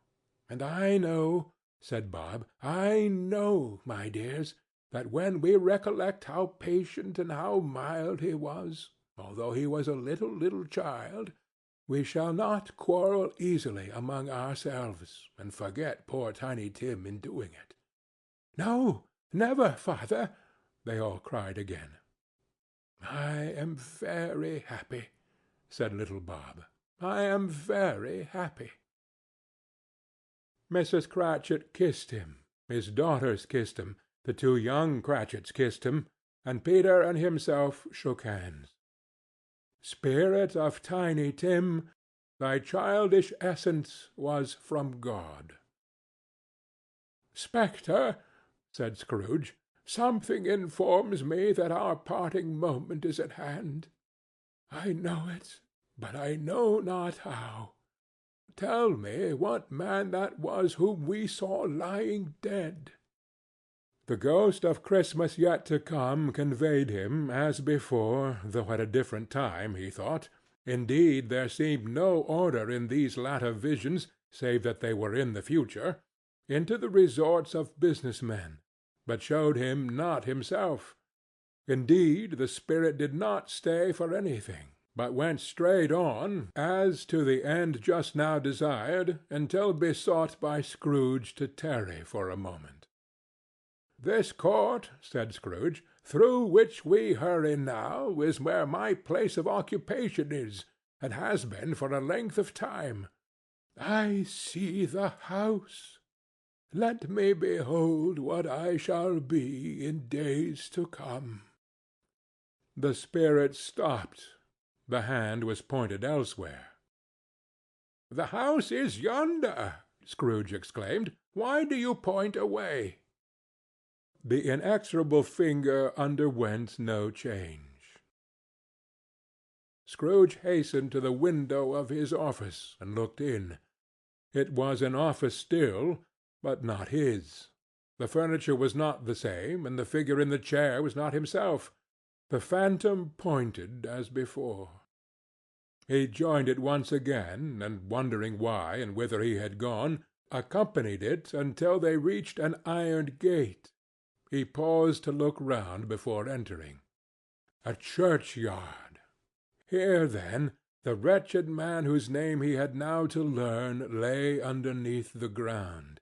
It was a worthy place, walled in by houses, overrun by grass and weeds, the growth of vegetation's death, not life, choked up with too much burying, fat with repleted appetite. A worthy place. The spirit stood among the graves and pointed down to one. He advanced towards it trembling. The phantom was exactly as it had been, but he dreaded that he saw new meaning in its solemn shape. "Before I draw nearer to that stone to which you point," said Scrooge, "answer me one question. Are these the shadows of the things that will be, or are they the shadows of things that may be only?"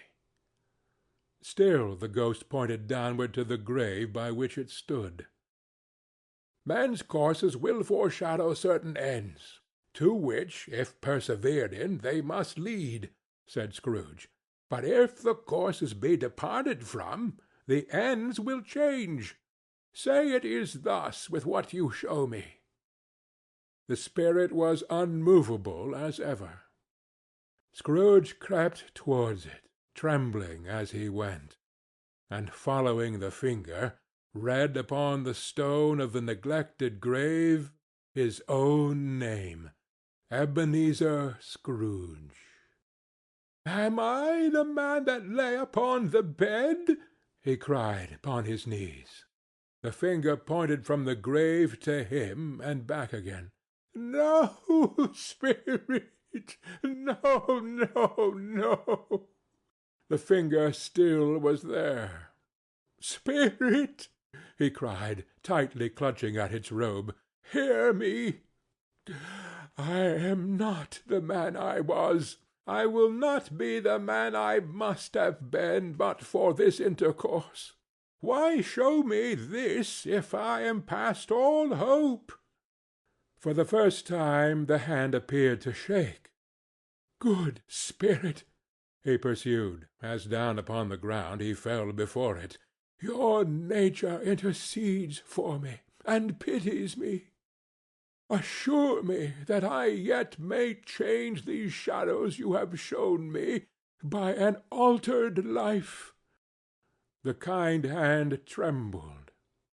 "I will honor Christmas in my heart, and try to keep it all the year. I will live in the past, the present, and the future. The spirits of all three shall strive within me. I will not shut out the lessons that they teach. Oh, tell me I may sponge away the writing on this stone." In his agony he caught the spectral hand. It sought to free itself, but he was strong in his entreaty, and detained it. The spirit, stronger yet, repulsed him. Holding up his hands in a last prayer to have his fate reversed, he saw an alteration in the phantom's hood and dress. It shrunk, collapsed, and dwindled down into a bedpost. End of Stave 4.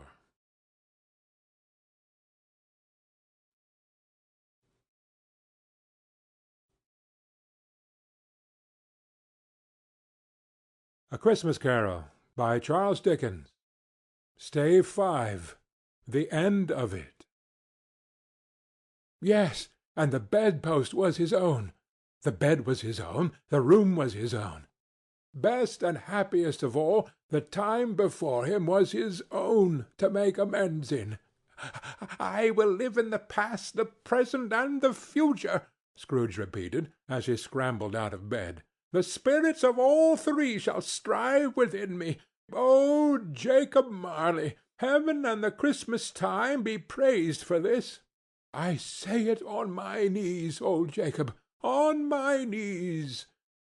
He was so fluttered and so glowing with his good intentions that his broken voice would scarcely answer to his call.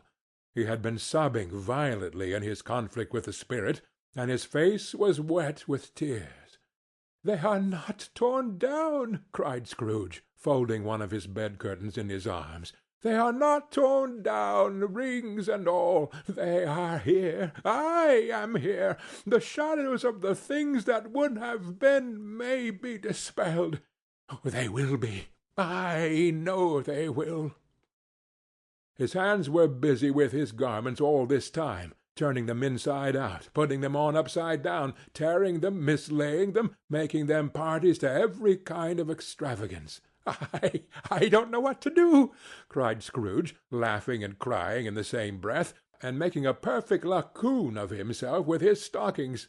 "I am light as a feather. I am as happy as an angel. I am merry as a schoolboy. I am as giddy as a drunken man. A Merry Christmas to everybody. A Happy New Year to all the world. Hello there! Hello!" He had frisked into the sitting-room, and was now standing there, perfectly winded. "There's the saucepan that the gruel was in," cried Scrooge, starting off again and going round the fireplace. "There's the door by which the ghost of Jacob Marley entered. There's the corner where the ghost of Christmas Present sat. Oh, there's the window where I saw the wandering spirits. It's all right. It's all true. It all happened. Really, for a man who had been out of practice for so many years, it was a splendid laugh, a most illustrious laugh, the father of a long, long line of brilliant laughs. "I don't know what day of the month it is," said Scrooge. "I don't know how long I've been among the spirits. I don't know anything. I'm quite a baby. Never mind. I don't care. I'd rather be a baby. Hello! Whoop! Hello there!" He was checked in his transports by the churches ringing out the lustiest peals he had ever heard. Clash, clang, hammer! Ding, dong, bell! Bell, dong, ding, hammer, clang, clash! Oh, glorious, glorious! Running to the window, he opened it and put out his head. No fog, no mist, clear, bright, jovial, stirring cold, cold, piping for the blood to dance to, golden sunlight, heavenly sky, sweet fresh air, merry bells. Oh, glorious, glorious! "What's to-day?" cried Scrooge, calling downward to a boy in Sunday clothes, who perhaps had loitered in to look about him. "Aye," returned the boy, with all his might of wonder. "What's to-day, my fine fellow?" said Scrooge. "To-day?" replied the boy. "Why, Christmas Day." "It's Christmas Day," said Scrooge to himself. "I haven't missed it. The spirits have done it all in one night. Oh, they can do anything they like. Of course they can. Of course they can. Hello, hello, my fine fellow." "Hello," returned the boy. "Do you know the poulterers in the next street but one at the corner?" Scrooge inquired. "I should hope I did," replied the lad. "Ah, an intelligent boy," said Scrooge. "A remarkable boy. Do you know whether they've sold the prize turkey that was hanging up there? Not the little prize turkey, the big one." "What? The one as big as me?" returned the boy. "Ha, ha, ha! What a delightful boy!" said Scrooge. "It is a pleasure to talk to him. Yes, my buck." "It's hanging there now," replied the boy. "Is it?" said Scrooge. "Go and buy it." "Walker!" exclaimed the boy. "No, no," said Scrooge. "I am in earnest. Go and buy it, and tell him to bring it here, that I may give them the direction where to take it. Come back with the man, and I'll give you a shilling. Come back with him in less than 5 minutes, and I'll give you half-a-crown." The boy was off like a shot. He must have had a steady hand at a trigger who could have got a shot off half so fast. "I'll send it to Bob Cratchit's," whispered Scrooge, rubbing his hands and splitting with a laugh. "He shan't know who sends it. It's twice the size of Tiny Tim. Joe Miller never made such a joke as sending it to Bob's will be." The hand in which he wrote the address was not a steady one, but write it he did, somehow, and went downstairs to open the street door, ready for the coming of the poulterer's man. As he stood there, waiting his arrival, the knocker caught his eye. "I shall love it as long as I live," cried Scrooge, patting it with his hand. "I scarcely ever looked at it before. What an honest expression it has in its face! It's a wonderful knocker. Here's the turkey. Hallo! Whoo! How are you? Merry Christmas!" It was a turkey. It never could have stood upon his legs, that bird. He would have snapped them off short in a minute, like sticks of sealing wax. "It's impossible to carry that to Camden Town," said Scrooge. You must have a cab." The chuckle with which he said this, and the chuckle with which he paid for the turkey, and the chuckle with which he paid for the cab, and the chuckle with which he recompensed the boy, were only to be exceeded by the chuckle with which he sat down breathless in his chair again, and chuckled till he cried. Shaving was not an easy task, for his hand continued to shake very much, and shaving requires attention, even when you don't dance while you're at it. But if he had cut the end of his nose off, he would have put a piece of sticking plaster over it, and been quite satisfied. He dressed himself all in his best, and at last got out into the streets. The people were by this time pouring forth, as he had seen them with the ghost of Christmas Present, and walking with his hands behind him, Scrooge regarded every one with a delighted smile. He looked so irresistibly pleasant, in a word, that 3 or 4 good-humored fellows said, "Good morning, sir. A Merry Christmas to you." And Scrooge said often afterwards that of all the blithe sounds he had ever heard, those were the blithest in his ears. He had not gone far, when coming on towards him he beheld the portly gentleman who had walked into his counting-house the day before, and said, "Scrooge and Marley's, I believe." It sent a pang across his heart to think how this old gentleman would look upon him when they met, but he knew what path lay straight before him, and he took it. "My dear sir," said Scrooge, quickening his pace, and taking the old gentleman by both his hands, "how do you do? I hope you succeeded yesterday. It was very kind of you. A Merry Christmas to you, sir." "Mr. Scrooge?" "Yes," said Scrooge, "that is my name, and I fear it may not be pleasant to you. Allow me to ask your pardon. And will you have the goodness—" Here Scrooge whispered in his ear. "Lord bless me!" cried the gentleman, as if his breath were taken away. "My dear Mr. Scrooge, are you serious?" "If you please," said Scrooge. "Not a farthing less. A great many back payments are included in it, I assure you. Will you do me that favor?" "My dear sir," said the other, shaking hands with him, "I don't know what to say to such munificent—" "Don't say anything, please," retorted Scrooge. "Come and see me. Will you come and see me?"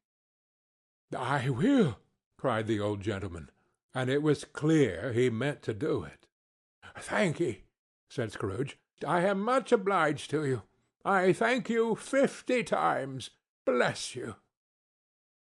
He went to church, and walked about the streets, and watched the people hurrying to and fro, and patted children on the head, and questioned beggars, and looked down into the kitchens of houses, and up to the windows, and found that everything could yield him pleasure. He had never dreamed that any walk, that anything, could give him so much happiness. In the afternoon he turned his steps towards his nephew's house. He passed the door a dozen times before he had the courage to go up and knock. But he made a dash and did it. "Is your master at home, my dear?" said Scrooge to the girl. "Nice girl, very." "Yes, sir." "Where is he, my love?" said Scrooge. "He's in the dining-room, sir, along with mistress. I'll show you upstairs, if you please." "Thank ye. He knows me," said Scrooge, with his hand already on the dining-room lock. "I'll go in here, my dear." He turned it gently, and sidled his face in round the door. They were looking at the table, which was spread out in great array, for these young housekeepers are always nervous on such points, and like to see that everything is right. "Fred," said Scrooge. Dear heart alive, how his niece by marriage started! Scrooge had forgotten, for the moment, about her sitting in the corner with the footstool, or he wouldn't have done it on any account. "Why, bless my soul!" cried Fred. "Who's that?" "It is I, your Uncle Scrooge. I have come to dinner. Will you let me in, Fred?" Let him in? It is a mercy he didn't shake his arm off. He was at home in 5 minutes. Nothing could be heartier. His niece looked just the same. So did Topper when he came. So did the plump sister when she came. So did everyone when they came.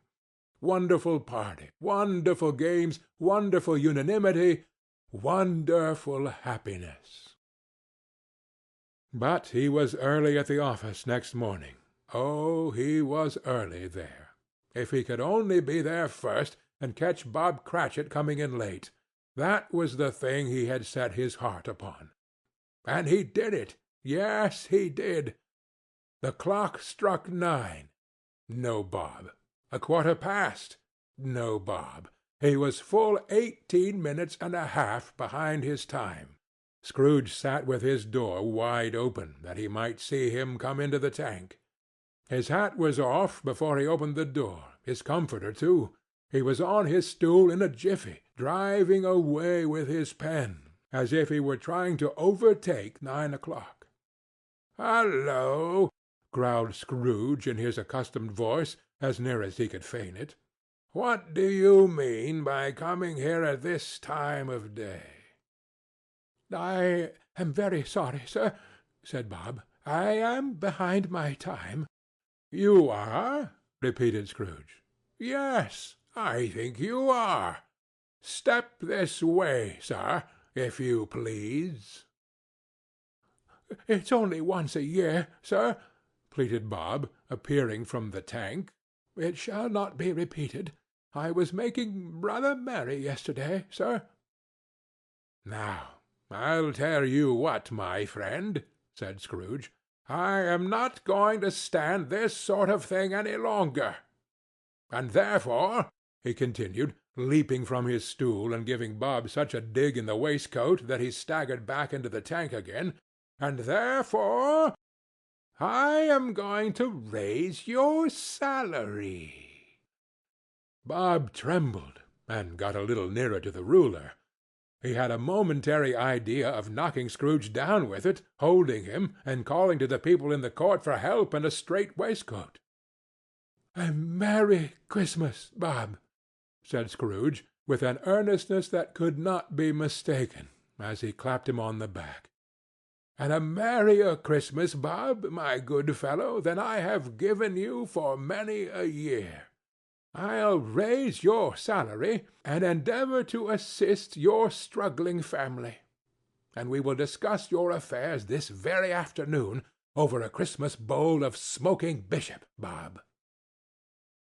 Make up the fires, and buy another coal-scuttle before you dot another I, Bob Cratchit." Scrooge was better than his word. He did it all, and infinitely more, and to Tiny Tim, who did not die, he was a second father. He became as good a friend, as good a master, and as good a man as the good old city knew, or any other good old city, town, or borough in the good old world. Some people laughed to see the alteration in him, but he let them laugh and little heeded them, for he was wise enough to know that nothing ever happened on this globe for good at which some people did not have their fill of laughter in the outset, and knowing that such as these would be blind anyway, he thought it quite as well that they should wrinkle up their eyes in grins as have the malady in less attractive forms. His own heart laughed, and that was quite enough for him. He had no further intercourse with spirits, but lived upon the total abstinence principle ever afterwards, and it was always said of him that he knew how to keep Christmas well, if any man alive possessed the knowledge. May that truly be said of us, and all of us. And so, as Tiny Tim observed, God bless us, every one. End of A Christmas Carol, by Charles Dickens.